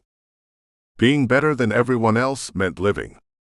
Compliments were reserved for rare occasions, when commendations needed to be made to look good on paper. And after his stint with the recce, Exo and Barack just didn't transact in compliments. The job was done. It was competent. Lack of competence left you dead or looking for employment elsewhere. "I think more of the world should be like you," Allie said. She pulled her sedan to the side of the entrance and handed him her phone. "Watch the minutes." "I'm low," she told him. Brill skipped 911 and dialed 0 instead to save time. "I can't dial again," he said to the operator when she answered. "We're low on minutes." Allie grinned beside him. "We've got another one," he told her. "Can you send Joe?" "Again?" She added a string of curse words to the end. "Someone hunting you guys up there." Brill closed the phone and passed it back to Allie. The operator was right. Someone was hunting them up here. A killer targeting the homeless dirtbag population. He knew it. 1 kill or 2 could be random accidents, but the pattern was there. He had been too lazy to notice, or too occupied with trying to find a way out without Barack showing up. But the operator saw it. That meant Joe would see it too. And she might just notice that all the killing started when he showed up. Time for some damage control, he thought. "Way back at camp," he said to Allie. She slugged him in the shoulder in a playful pat, started up the sedan, and rumbled back toward the clearing at the edge of the trailhead. 17. Chapter 16. "Get in," Joe told him and led Brill toward her truck. Day and Allie waved to Brill as they drove past toward the entrance to the park. They were the only 2 campers who came back during her interview and wait time. The ME took 3 hours to retrieve the body. Joe took another to run the crime scene. He could tell by the way she huffed and glared at the road that there wasn't much to find. 3 missing, she said. "Who was that guy?" "Local." She glanced over at him. "Think that rules out the townie versus tourist angle?" He rolled down the window and let the wind whip in. It carried the scent of dust and heat and nature inside the truck. The 4x4 was an older model but well-serviced. The console in the middle was worn, the color faded, but held a radio, a laptop, and a shotgun locked in a holder. "You have any problems with it, campers?" Joe nodded. "Got in a fight with a couple of them out on a rock, I'm told." "Not by campers," she added. "Locals filed a report a week ago." "What happened with the report?" "They filed it with us, but it was a he said situation. Both sides blaming the other for starting it. Both guys scraped up. Pride on the line. And we dropped it. Not many cases to work out here, but a couple of boys getting rowdy. Hell, that happens every Saturday night at the Honky Tonk on County Line Road. We bust it up, let them sleep it off, and if no one is serious, we let it go. So do they." "Until now," said Brill. She gripped the wheel with one hand and turned off onto another dirt road. "This is going to take us someplace weird." She took a moment to search for the word. Brill had been weird places before. They happened the world over. He wasn't too surprised when the road cut through a copse of trees and a group of mobile homes shimmered in a clearing. There were 9 of them, lined up so they formed a rough square with the road leading to the opening. They were battered and wind-whipped, sad affairs held together with baling wire and duct tape, like someone had picked them up secondhand and parked them to keep the world out. The windows were intact though, he noted. He also saw 2 large cisterns on this end, with rain gutters that ran the length of each trailer to form a collection system. "The guy you found was from here," she said.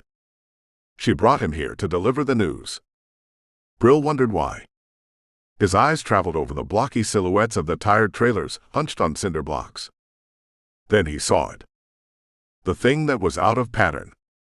Rifles. 3 of them. One aimed at the truck, the other 2 pointing up. "They don't like cops out here," she said out of the corner of her mouth. Joe beeped the horn twice, beeped once more, and drove through the opening between two trailers. There were a dozen cars in various stages of disassembly and decay, parked on the hard-packed interior. "Signal?" he asked. "I thought I'd let them know I'm coming," she answered. "If we just drove in, they might start shooting." Brill watched the rifle on top of one of the buildings track the pickup truck. "They still might." "They might," she agreed. Joe stopped the truck and turned it off.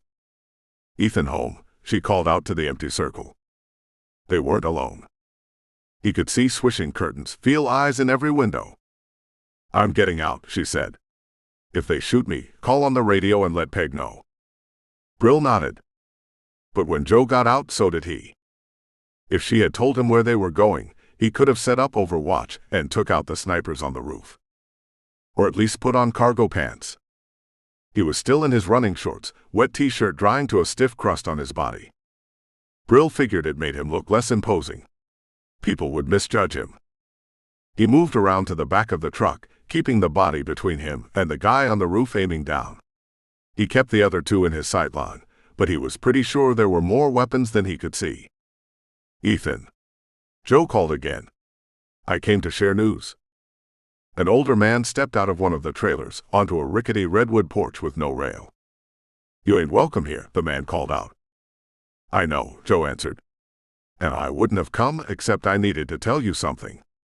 The old man worked his lips over a toothless mouth, his eyes yellow with age, watching her. He hacked something up, spit it into the dirt, and grumbled. "Come on then, and get it done." Joe glanced back at Brill and nodded as she approached the old man. "Ethan," she said where Brill could still hear her. "You heard from Charlie lately?" The yellow eyes crinkled up, and the old man spat again. "Kicked him out 2 weeks gone by." "He fall off some damn mountain?" Joe shook her head. "He's dead though, ain't he?" the old man growled. "Else why would you come out here? Unless you want to arrest me." His voice went up a couple of octaves on the last line, punctuated by a phlegmy giggle. "I didn't come to arrest you," Joe assured him. "I came to tell you about Charlie." "If you ain't here to do law work," Ethan glared at her, "then your job is done. Go on and get. I need you to come identify the body." "You done identified him," said Ethan. "That's why you're here, ain't it?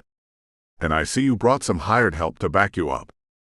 The glare went from her to Brill and back again. A black-haired woman in worn clothes stepped out on the porch with Ethan. "What'd she say about Charlie?" the woman slurred. Drunk, thought Brill.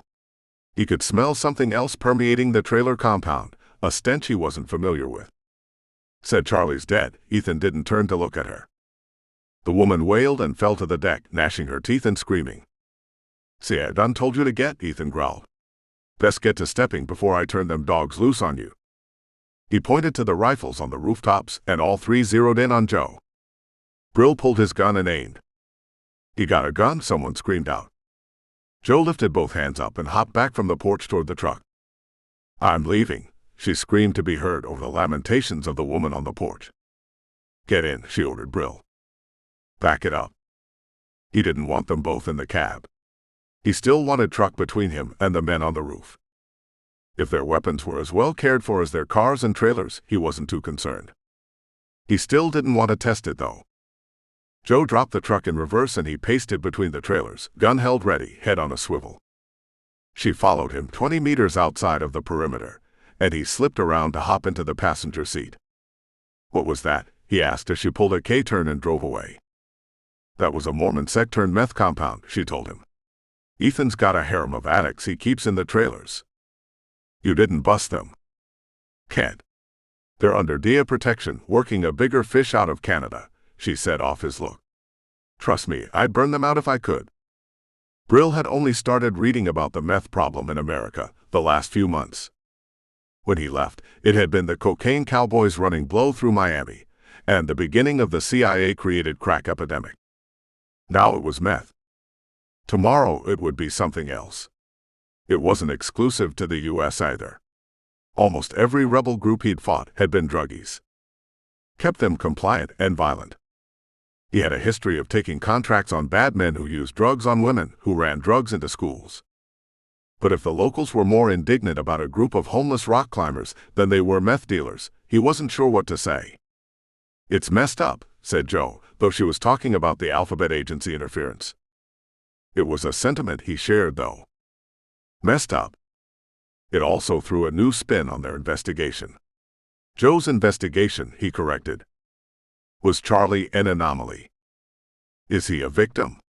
Brill asked. Or was he in the way of a rival drug dealer? That's what I'm wondering, said Joe. I had hoped to speak to a couple of people in the compound, but someone's quick draw put the kibosh on that. They were weapons hot. He didn't feel bad about it. His philosophy fell strictly into the shoot first and damn the questions category. Those old things? Hell, they probably used the barrels to smoke.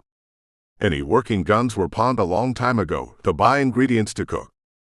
Joe drove with one hand on the wheel, a casual indifference toward the road. Her eyes moved from mirror to mirror over to him, then the lanes in front of them just to repeat again. I wasn't going to take that chance. I guess if they would have shot us out there, no one would find the bodies. Lots of places to hide them out there. Cereal, said Brill. What? A rival drug dealer would have hidden the body. Charlie was a victim of your killer. But why? Joe mused. That was the question, thought Brill. He killed for money. He killed to save lives, his own or others. It wasn't for pleasure, just an expedient means to an end. Finding out why would help them uncover the killer. If I knew, I'd tell you, he said. But that was a lie. If he knew why, he would know who. And that who would be one of the bodies they never found. 18. Chapter 17. Joe dropped him off and turned around to leave. Don't call me with any more bodies tonight, please, she said. It was a sincere request with a morbid undertone. Brill knew what she meant. The fire was going across from his van, but he could only see Day and Allie sitting by the flames. Jester, Deb, and Sue were still out on the trail. He glanced up at the purple edges of twilight, falling fast this far north, and edged them over into the missing column. He wouldn't call Joe tonight, but he bet there were 2 more bodies and a killer out there right now. John. Allie called and waved him over. Brill ambled to the fire and sat down on one of the empty logs. Where did you go? Day asked. They take you in for questioning. He shook his head. Delivering a death notice. About that guy, Allie said. Too bad. You need a drink. I could use a beer, he said. Me too, the bubbly girl agreed. Do you have any more?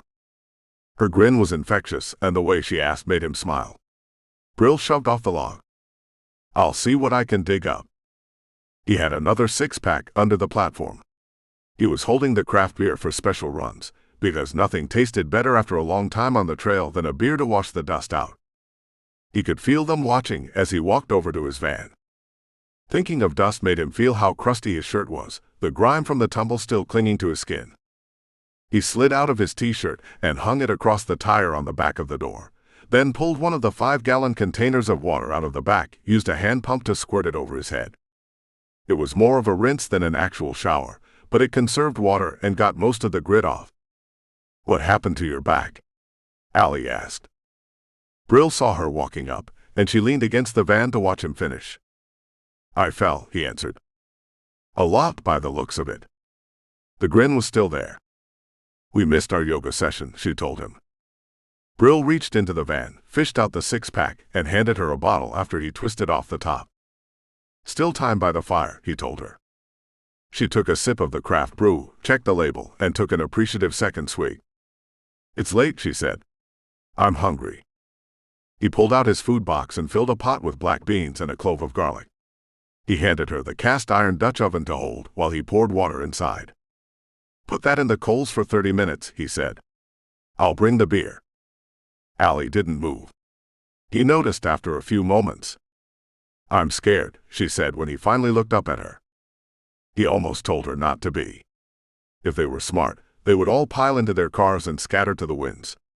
Someone was hunting them, and he didn't know why. He wasn't too worried for himself. If a sniper got him with a headshot, it would be over before the nerve signal hit his brain. Closer quarter work would put the other guy at a severe disadvantage. But she was not him. She didn't have his training. He opened his mouth to play the part of shining knight to the rescue.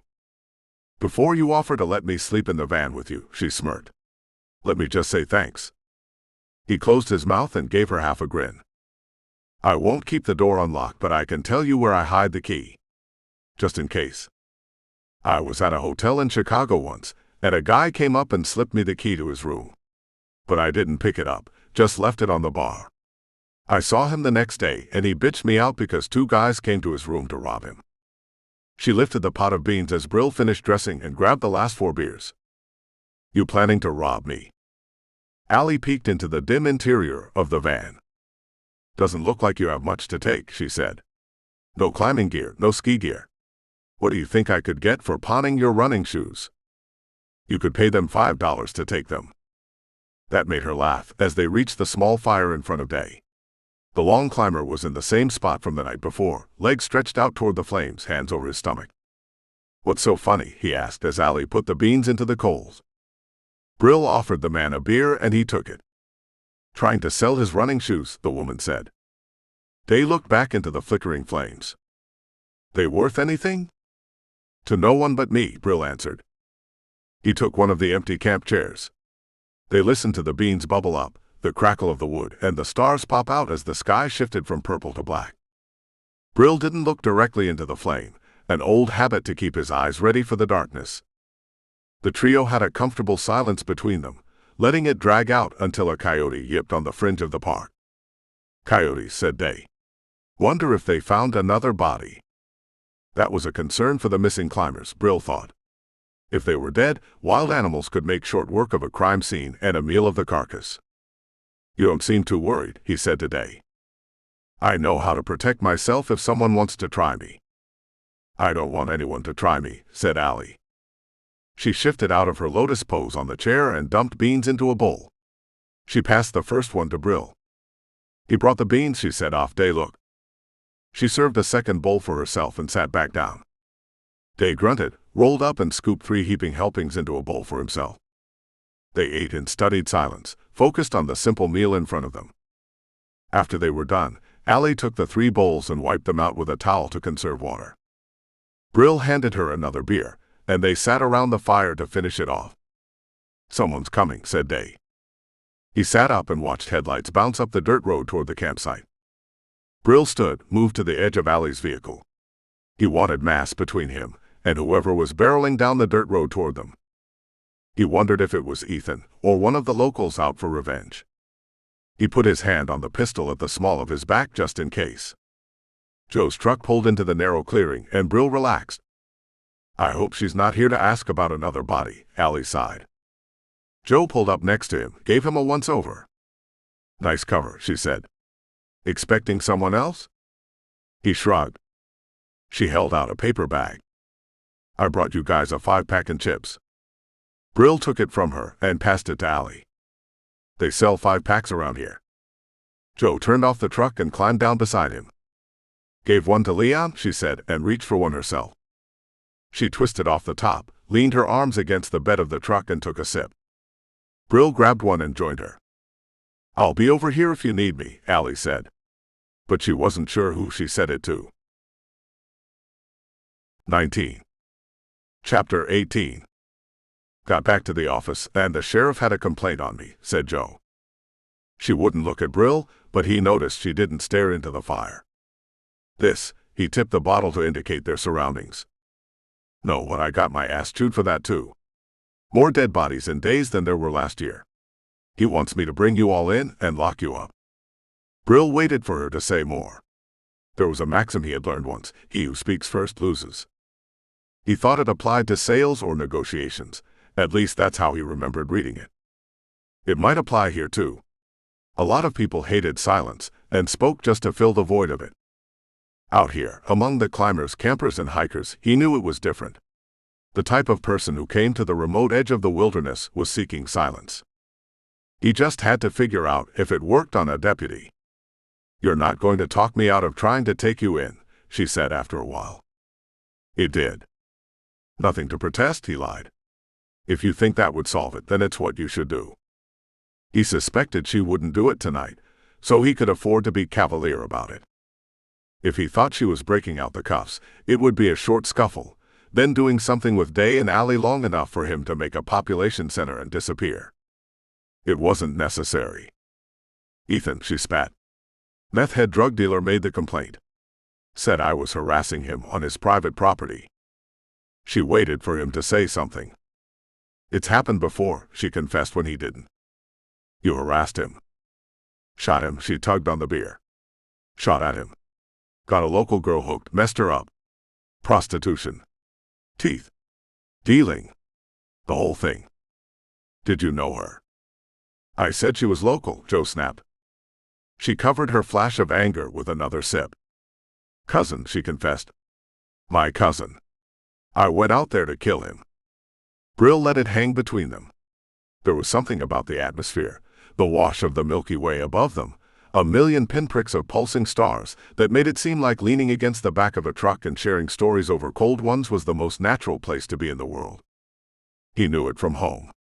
Knew it from watching his grandfather work deals for land, roads, and building a small town a lifetime ago. Many a handshake took place over the bed of a pickup truck, with many plans launched from it. He didn't share that with her, though. The deputy just told him she attempted murder on a man she suspected of turning her cousin into an addict. Should have been a better shot. He twitched, she said. Hopped up on the own crap he cooks. I just scared him. Not scared enough to keep quiet. Joe shook her head. The orange firelight made one side of her face glow, the other lost to the shadows of the night. Too many witnesses. Too much pride. What happened to your cousin? Joe sighed. She died. Suicide. Brill shook his head. That's too bad. That cult is bad news, said Joe. Do you think they're killing climbers? He had been working through a problem in his head from the moment she showed up. People had a reason for everything they did, even if they didn't know what the reason was. Joe brought beer. A gift. Very thoughtful. She brought food. Chips. Again, a treat the climbers wouldn't have often. People gave things when they wanted something in return. An exchange of favors. Joe wanted something. First, he thought she wanted to warn him the sheriff was coming for them. But her comments about his focus on re-election earlier, and the body language she carried let him know that wasn't a concern. The confession about almost killing a man was. He was a stranger, and though they searched a couple of crime scenes together and shared a moment over the back of a truck, that wasn't something that belonged in normal conversation. Hence, this wasn't a normal conversation. Joe wanted them to do something. Specifically him. She wanted him to do something for her. Are you asking me to kill Ethan? The deputy took a sip of her beer instead of answering him. That's solicitation, she said after a minute. Not a no, he noted. And entrapment, he added. Another sip for both. Brill twirled the empty bottle between his fingers. We could take a ride, she said. Joe held out her hand and took the empty from him. She put them in a bag and slipped it behind the seat of her truck. Get in, she said. Brill followed her into the cab of the truck. He waved to Allie and Day as they drove off. 20. Chapter 19. Joe drove with one hand on the wheel. The windows were up against the nighttime chill, so she leaned against the console between them. Brill could smell the scent of her perfume, the hint of sweat and sunlight musk in the shirt she wore. She watched the road with an intense look he couldn't place at first, and shifted in his seat to let the pistol in the small of his back settle against the vinyl in a more comfortable position. Maybe she was waiting for him to ask where they were going. He was curious, but not enough to say something first. Joe didn't budge, though. She drove out to the highway, turned left, away from Leon's, he noted, and they listened to the whirl of the tire tread on blacktop as she topped it out at 55. He glanced through the windshield at the wash of stars painted across the night sky, and took a moment to appreciate it. She must have noticed him staring. Beautiful. It is. I come out here a lot just to look. Smart people would be sleeping right now, he said. You saying I'm not smart? She joked, the side of the mouth he could see quirked up in a grin. Besides, it's early. When you're up with the sun, he said. Dark is late. We were up before the sun, she reminded him. I've put in 2 20-hour days since we found the first one. She looked over at him. You found the first one, she corrected. I wasn't looking. She drove a bit further. He could see the dark outline of the wilderness to their right, sparse trees dotting the rock-strewn landscape. The park was the fringe of the Badlands, the fabled nest of Indian and outlaw hideouts of the Old West. Now climbers and hikers and runners like him could get lost in the wilds, searching for whatever it is they hoped to find. He hoped it wasn't another body. Who are you? She asked in a quiet voice. He almost didn't hear her over the noise of the tires. I told you, he answered. John. We've met. She looked over at him, the smile gone, replaced by something else. Wonder. Fear. I see guys like Day and Jester all the time, she told him. Climbers migrating from spot to spot. Women like Deb and Sue and the others. That's me, he said. She shook her head. No, you're something different. He let her drive in silence, watching her face from the corner of his eye. I couldn't shake it, she said. First impression said you were dangerous.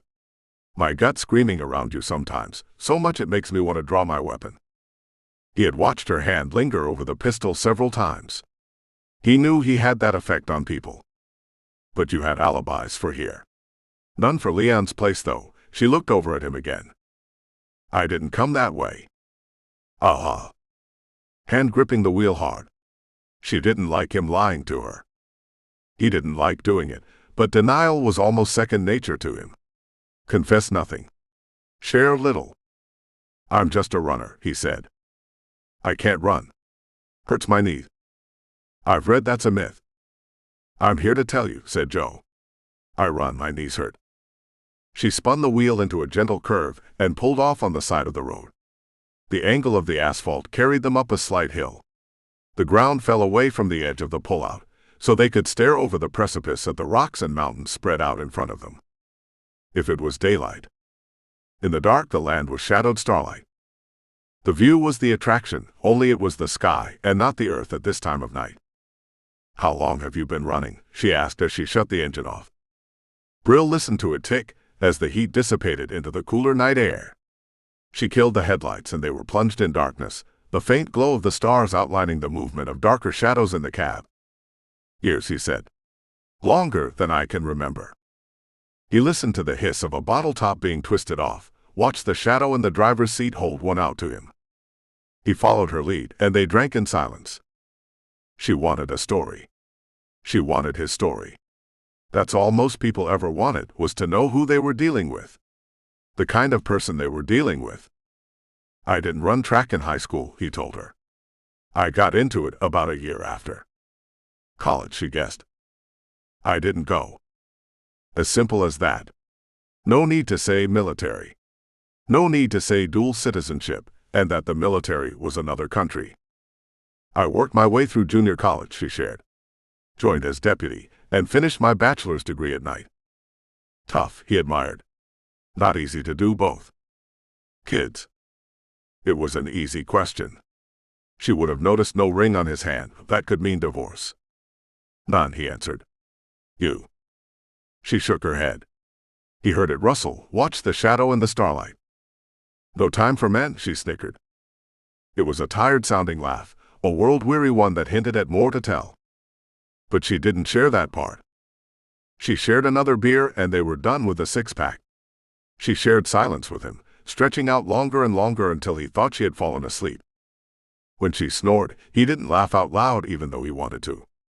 He rested his head against the door jamb and closed his eyes too. 21. Chapter 20.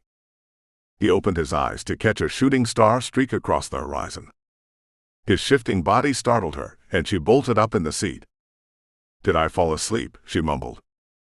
I did, said Brill. She rubbed her palms across her eyes. Long days will catch up with you, she announced. The beer didn't help. She cranked the engine, reversed out into the road, and began the drive back to camp.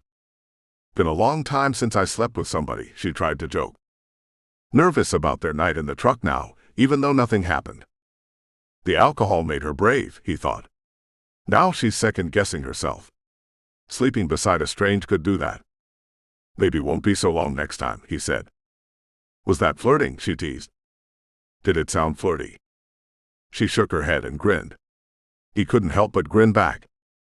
They took the turn off toward the campsite. Black sky still hanging over them, but purple horizon promising sunrise. Stars winking out as the world shifted underneath them. Joe pulled up behind his van and dropped it in park. I could make coffee, he offered. I should go, she said. But it was such a half-hearted protest, he knew she would follow when he stepped out of the truck and closed the door. It took 5 minutes to build a small fire, and less than a minute to put grounds into the dented metal coffee pot. Is that a percolator? You would be surprised at what you find at a thrift shop, he told her. They listened to the water bubble up to a boil, the strong scent of coffee filling the space between them. Brill glanced over at the other campers, silent and unstirring in the approaching dawn. They were up early before, he observed. Joe looked over her shoulder. Tent pole, she said and pointed. He zeroed in on it. One of the tents was half collapsed, a tent pole broken, hard to see in the shadow light. Brill could make it out from the weak firelight. Her eyes must be better than his. If it was occupied, someone would have come out to repair it, or at least tie it off until daylight. Joe stood up and fished a flashlight out of her pickup truck. She clicked on the powerful beam and washed it over the tent. Doesn't look right, she mused. He followed her across the lot. The details were easier to see in the bright light. The tent had fallen on one side, the rainfly ripped away. Scuff marks in the dirt outside the unzipped door.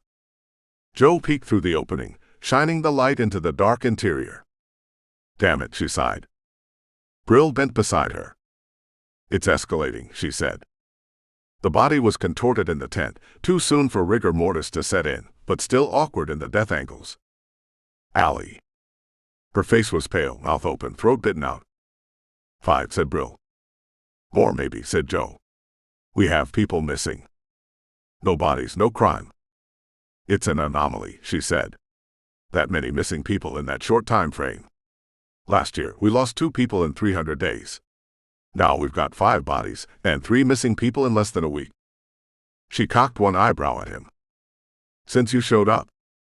I was with you when she was killed, he nodded toward the tent. You're a coroner too? Brill looked into the tent again, glad she pulled the flashlight away. All he could see was the dark interior, a cave of blackness that hid the horror inside. He couldn't tell her that his experience with many bodies taught him some signs to look for that helped determine time of death.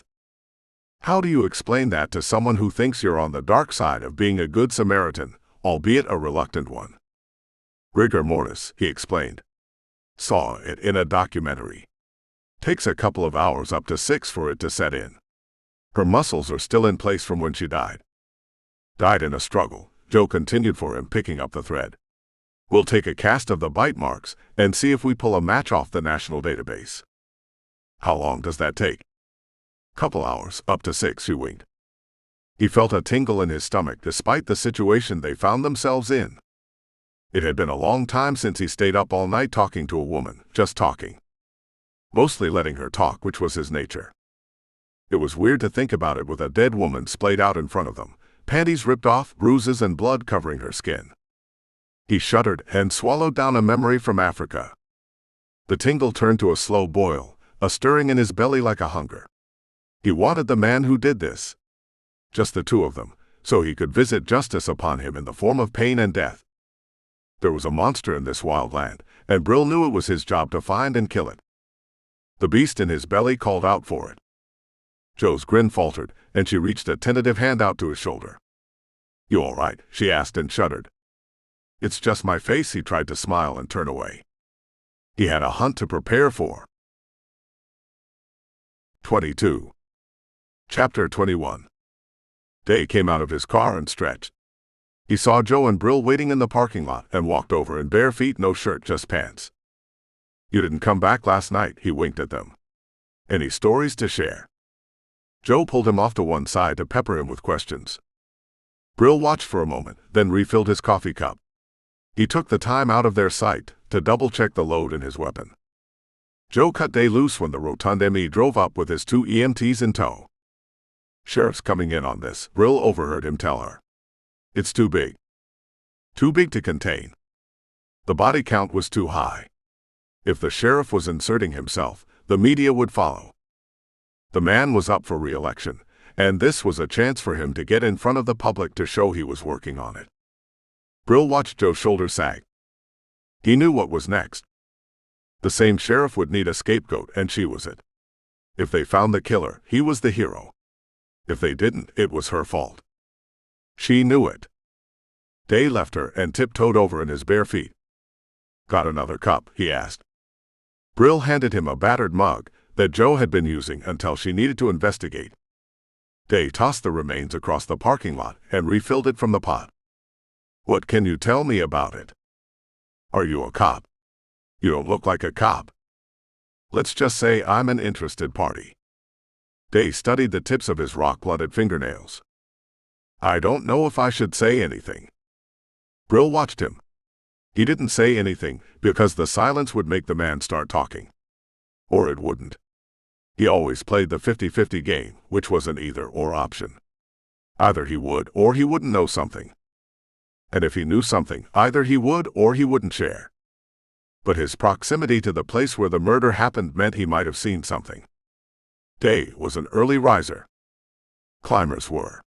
His path to the rock face went behind the girl's tent. He was the last one with her last night, around the campfire as Brill left with the deputy. That didn't make him guilty, not in Brill's eyes, but maybe he saw something.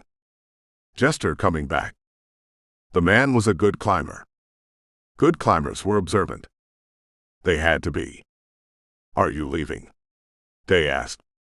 "This place isn't safe." "Are you?" She said not to, but I don't think she can stop us. I've got one more climb I want, then I'm out of here. Day worried the end of his fingernail some more. Brill wondered how far he could gnaw it down before it began to bleed or affect his climbing. "Killer is still out there," Brill said and nodded toward the park. Day shrugged. "Could be," he said. "Or could be a local. Allie liked to hang with a couple of those guys. I told the cop that." Deputy, Day adjusted. "I told her Allie. She was, what do you call it? A free spirit. She probably had a local show up for a one-night ride." "No locals here when we left," said Brill. "I don't know, man. I hit the sack just a little bit after that. She was still up. I don't know what happened." 23. Chapter 22. Joe came back after an hour as the ME and EMTs finished up. "Sheriff has called in bigger guns," she told him. "I've got to go to town to do paperwork." She nodded toward the taped-off section of Far Campsite, the tent in the middle. "Active crime scene," she said. "At least until the techs show up. Try to keep people out of it." Brill motioned to the almost empty campground. Day checked gear next to his truck, one of the 5 people in the parking lot. "Tape up the entrance," Brill suggested. "It might keep out rubberneckers." Joe nodded. "They're going to pull me from this." "Yes. But I didn't do anything wrong," she sniffed. Not a cry. No tears with it. Just defeat in her voice. He wanted to argue it was political. Wanted to comfort her. Was surprised at himself for feeling like that. She took his silence as a rejection. As a statement at her vulnerability. He watched her shut it down. Like blinds closing across her eyes. Open, honest and tear-stained to dead flat in less than a second. Lips creased in a frown. Shoulders stiff. "I'll be back," she said. "Don't leave." He opened his mouth to tell her she was wrong. Closed it again. Indecisiveness wasn't a normal feeling either. He made a 50-50 decision and went with it always. Either it worked or it didn't. Except he didn't. Didn't say anything. Didn't do anything. Just watched her walk to her truck, watched her get in. Drive off. Day waved away the dust cloud as he came over, geared up for a climb. "Harsh," he observed. "I've seen some pissed-off ladies in my day, and man, she is pissed at you." Clapped Brill on the shoulder. Like they were friends. Comrades. Which he supposed they were. The last 2 men standing in a hunting ground. Day kept walking up the trail, disappeared over the edge of the horizon as it dipped into a shallow depression. Brill watched the rooster tail of dust float away from the truck he could no longer see on the road out of the campsite. He opened his mouth and closed it again, just for practice, 100 things he should have said flitting in and out of the front of his mind. He turned back to the van. Packing up took less than 5 minutes. Close the chairs, stow them under the platform in the back. Tow dirt over the dead coals of the fire. Just in case. Fold the dirty running shorts shirt into a small bag. He'd find a laundromat somewhere 1,000 miles away and toss them in. Or a trash can and stop at a new thrift store for more secondhand purchases. He caught the hint of movement out of his eye. Another column of dust coming up the road. He hated that his stomach did a little thing in hope. Hated that he wanted it to be Joe. As it got closer, he wasn't crushed in disappointment. Just a little peeved. It was an ancient Ford pickup long bed. More rust than paint. 4 bald tires. 2 shadows in the front, 3 in the back. They pulled into the parking lot at the campsite and stopped in the middle. Not in a space. Not here to camp. Ethan folded himself out of the passenger side of the truck. "Deputy," he screamed. "On something," thought Brill. "Meth. According to Joe. Not just a dealer, but user. Pissed about Charlie. Or just pissed stoned." "Gone," Brill called out. He pulled the sliding door closed on the van and stepped around the back. Ethan tried to focus on him. Used the hood of the still-running truck to balance with one hand. "You're the son of a bitch that came on my property," his gravelly voice slurred. Brill saw the men in the back shift. Saw the driver drop one hand off the wheel into his lap. Saw it all like a movie in slow motion. Ethan tripped. That's what it looked like. He leaned over too far and stumbled, left hand holding onto the hood of the truck, the other working for counterbalance somewhere behind him. Then his right arm slammed into the rusty hood, and he fired a snub-nosed .38. The bullet went wide. The old man couldn't focus in his drug-induced fugue. The distance between them was too far. The man too gone. He had 5 shots left. And he could get lucky. Brill whipped around the side of the van and ducked, putting the axle and wheel between him and the pickup truck. A shotgun blasted pellets into the metal. Scattered pattern meant birdshot. He hated the tactical position he was in. There were 5 of them. 2 could drop out of the bed of the truck, sneak around the side of the van, and flank him.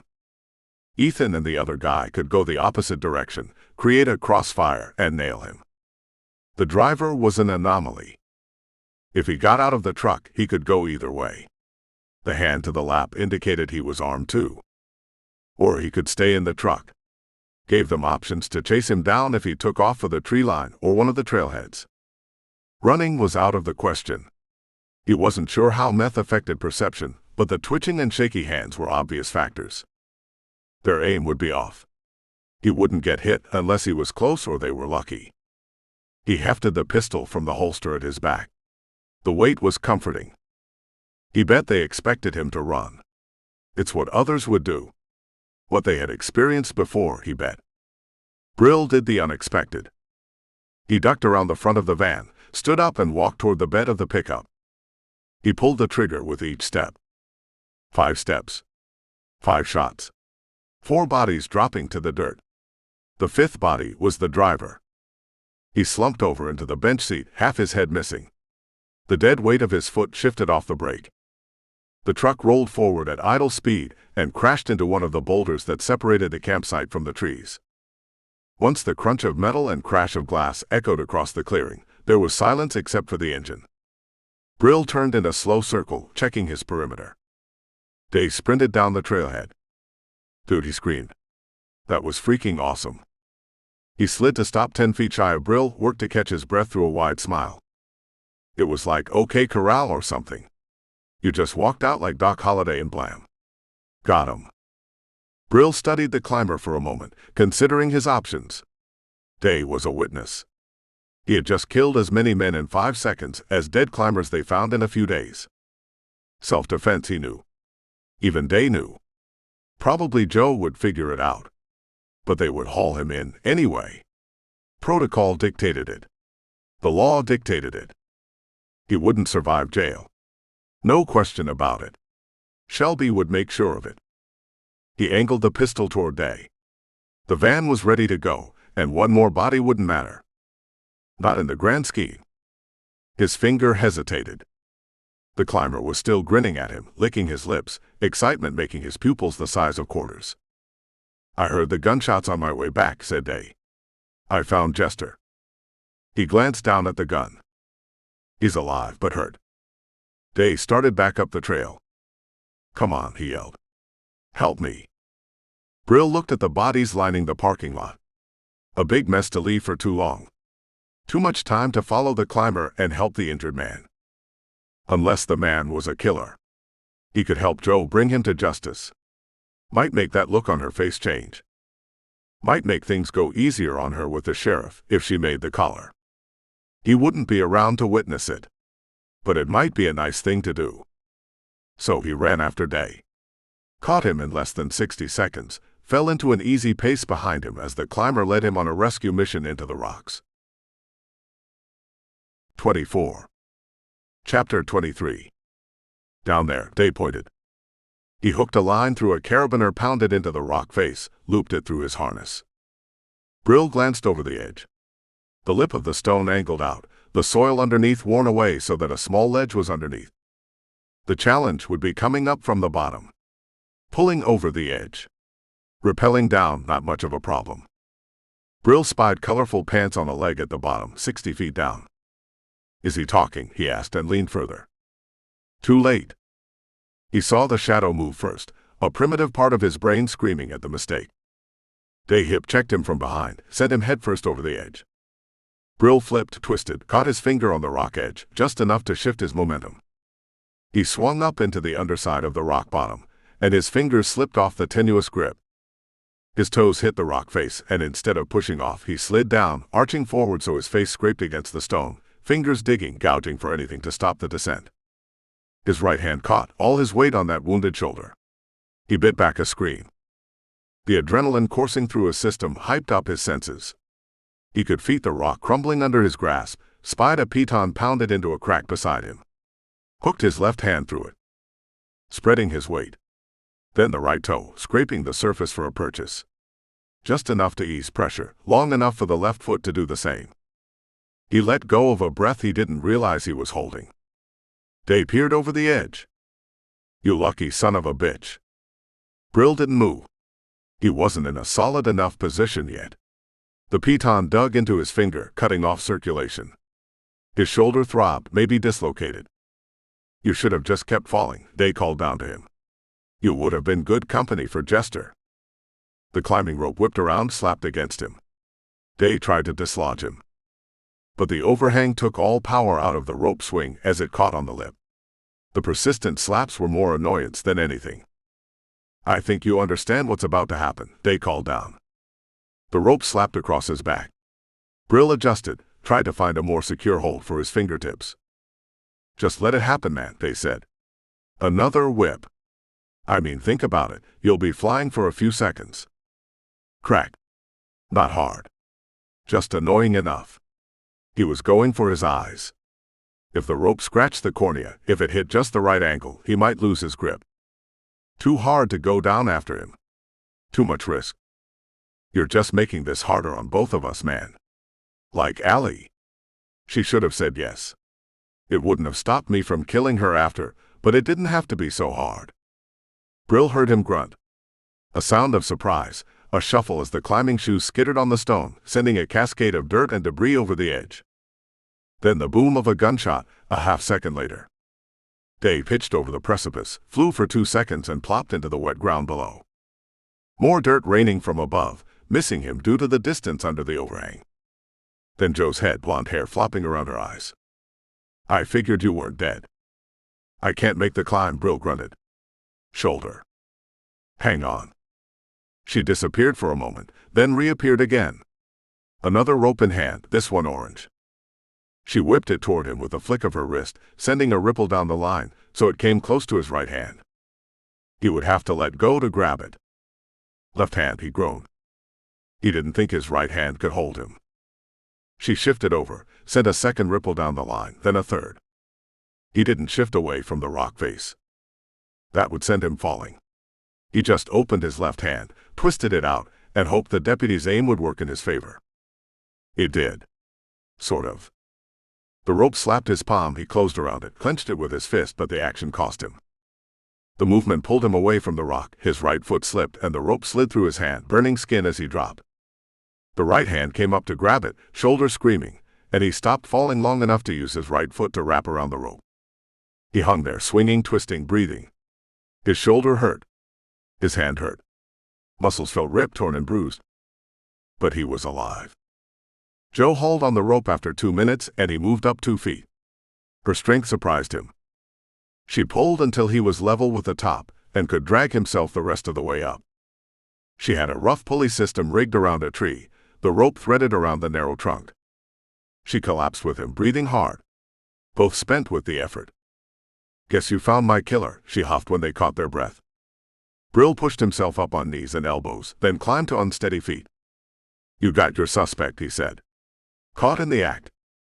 She grabbed his arm, left the gear, and helped him to the trail. It took 8 steps to get steady, 10 steps before he fell into a routine pace. Hours of training for long-distance running meant an expert at embracing the suck, teaching the body to find a rhythm and groove to keep moving forward. The pains didn't diminish so much as get compartmentalized, assessed in his head. More aches. More pains. But nothing permanent. He tried to think of ways to get her to take all the credit, to let him just disappear as they made their way back to the campsite. 25. Chapter 24. Her truck was parked in front of the dead bodies in the lot. "Your work." He shrugged. "I was busy trying to get myself killed. I don't know who did this. Probably the guy you sent over the cliff." She nodded.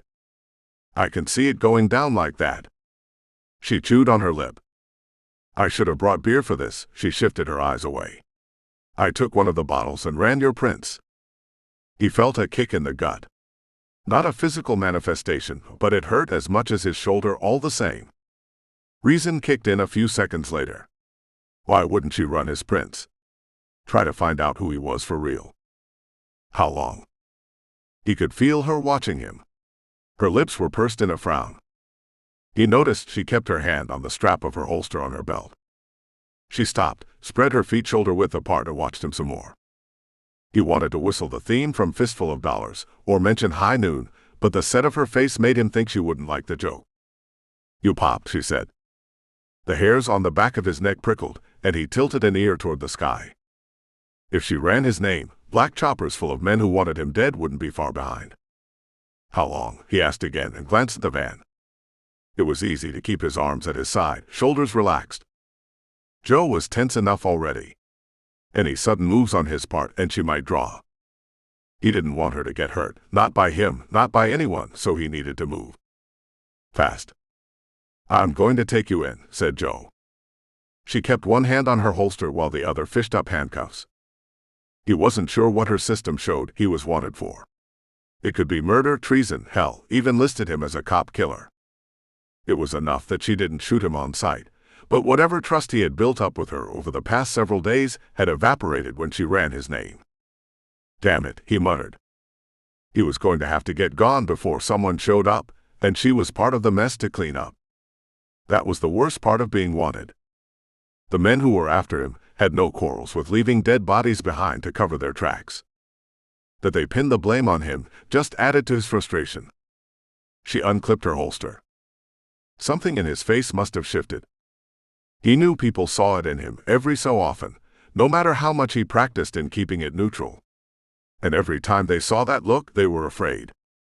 He presented his wrists in front of him at waist level, hoping it would key her down. It did. He watched her shoulders slump as she released some tension and pulled out the handcuffs. The chopper roared over the treetops, making her jump. Brill leaned forward, grabbed her wrist, and yanked her under the shadow in front of his van. He slipped the pistol from her holster as he spun her down and covered her with his body.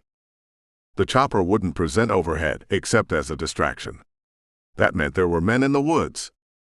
Not close enough to shoot yet, and no snipers, or they would have taken the two of them out while they were talking. Jo struggled under his arm. He clamped down and she whimpered.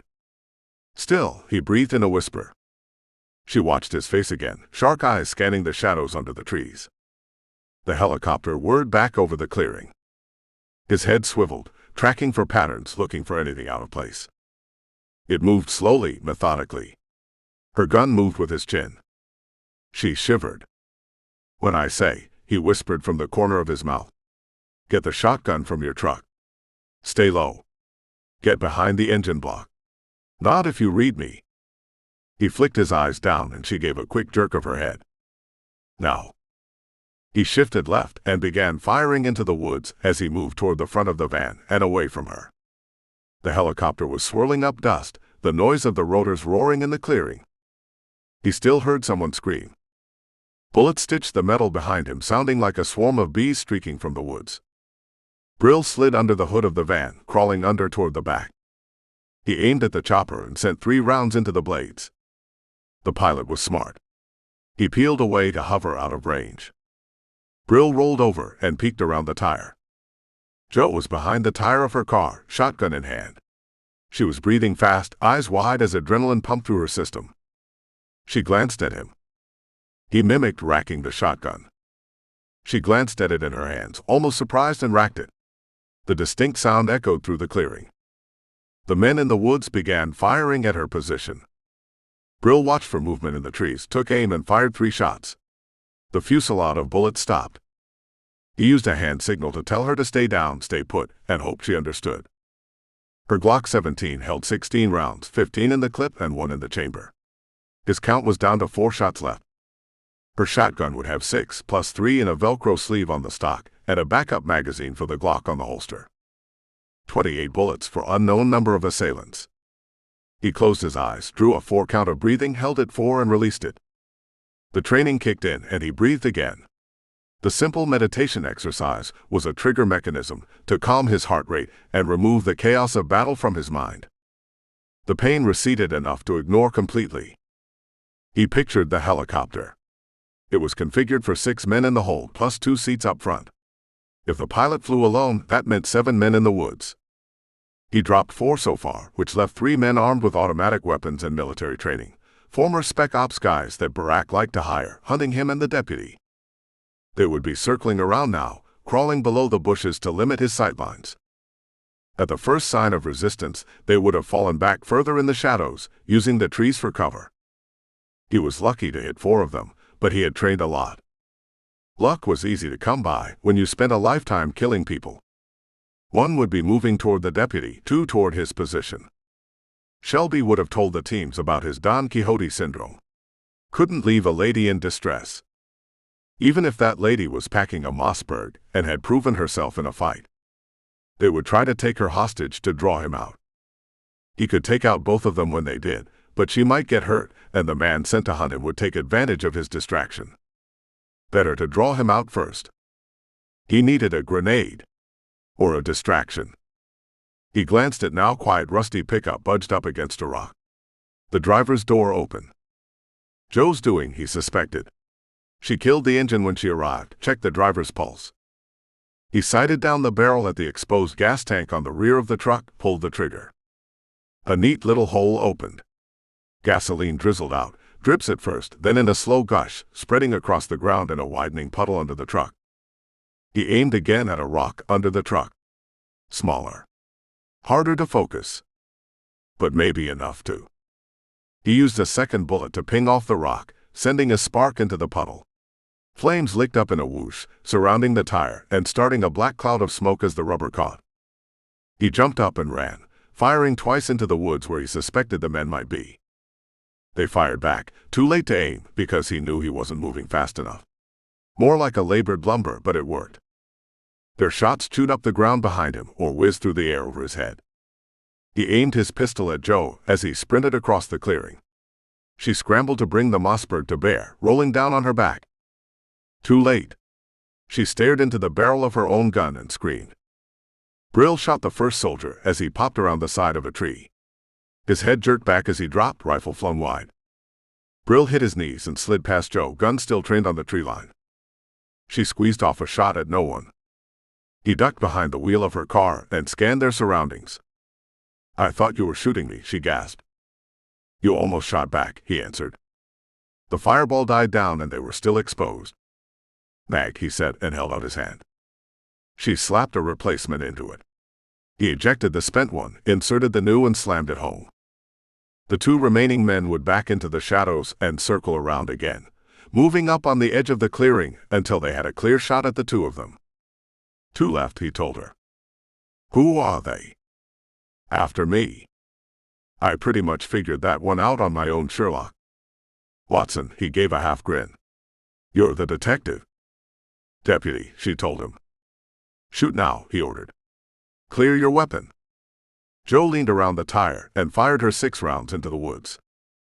Brill shoved up, ran into the woods. They were barack trained. He knew what they would do. Duck and cover. Wait for a break and return fire. It's what he had been taught in the camp in Virginia. Good tactics with a tactically superior force. But Brill learned in the jungles of Africa before that. He used the cover of the shotgun blast to mask his approach and leaned against a tree. He was behind them now, he thought. Confirmed when the first guy moved up to return fire. Brill sent a round into the back of his head and caught movement of the last man when he twisted in surprise. He got to watch his killer pull the trigger. Then all they could hear was the chopper, still hovering a couple 100 feet above the ground. Brill shoved the pistol in his pocket, grabbed a fallen rifle, and moved to the edge of the trees. He leaned against the bark to steady his aim, focused on the front sight until it became a blur with the cockpit and the shadow outline of the pilot. From this distance it wouldn't do much. Especially a bullet flying into the backwash of the blades. The trajectory would ball all off. He pulled the trigger anyway. The cockpit windshield started. That was all he needed. The pilot was a flyer, not a combat technician. He pulled up and pulled out, hovering a half-mile away. Calling in for orders. Or back up. He gathered weapons and ammunition off the 2 fallen men. They didn't have much. Shelby would have told them he was dangerous. But the dead don't have regrets. 26. Chapter 25.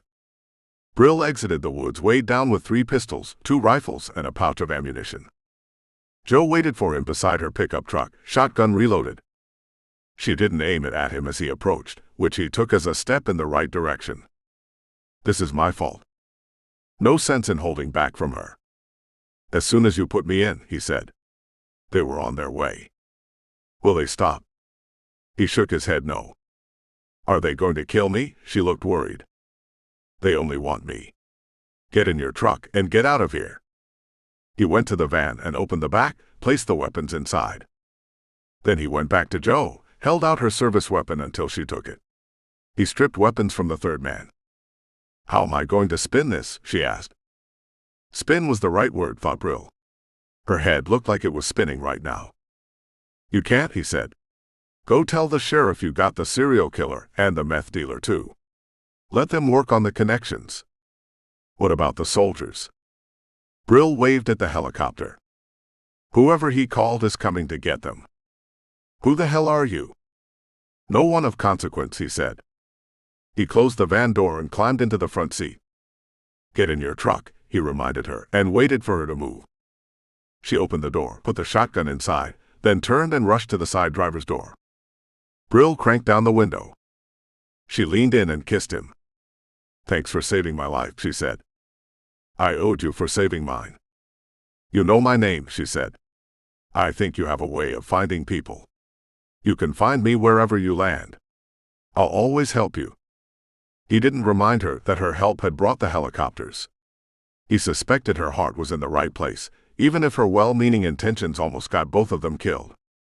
She walked back to her truck, started it up, and dropped it in gear.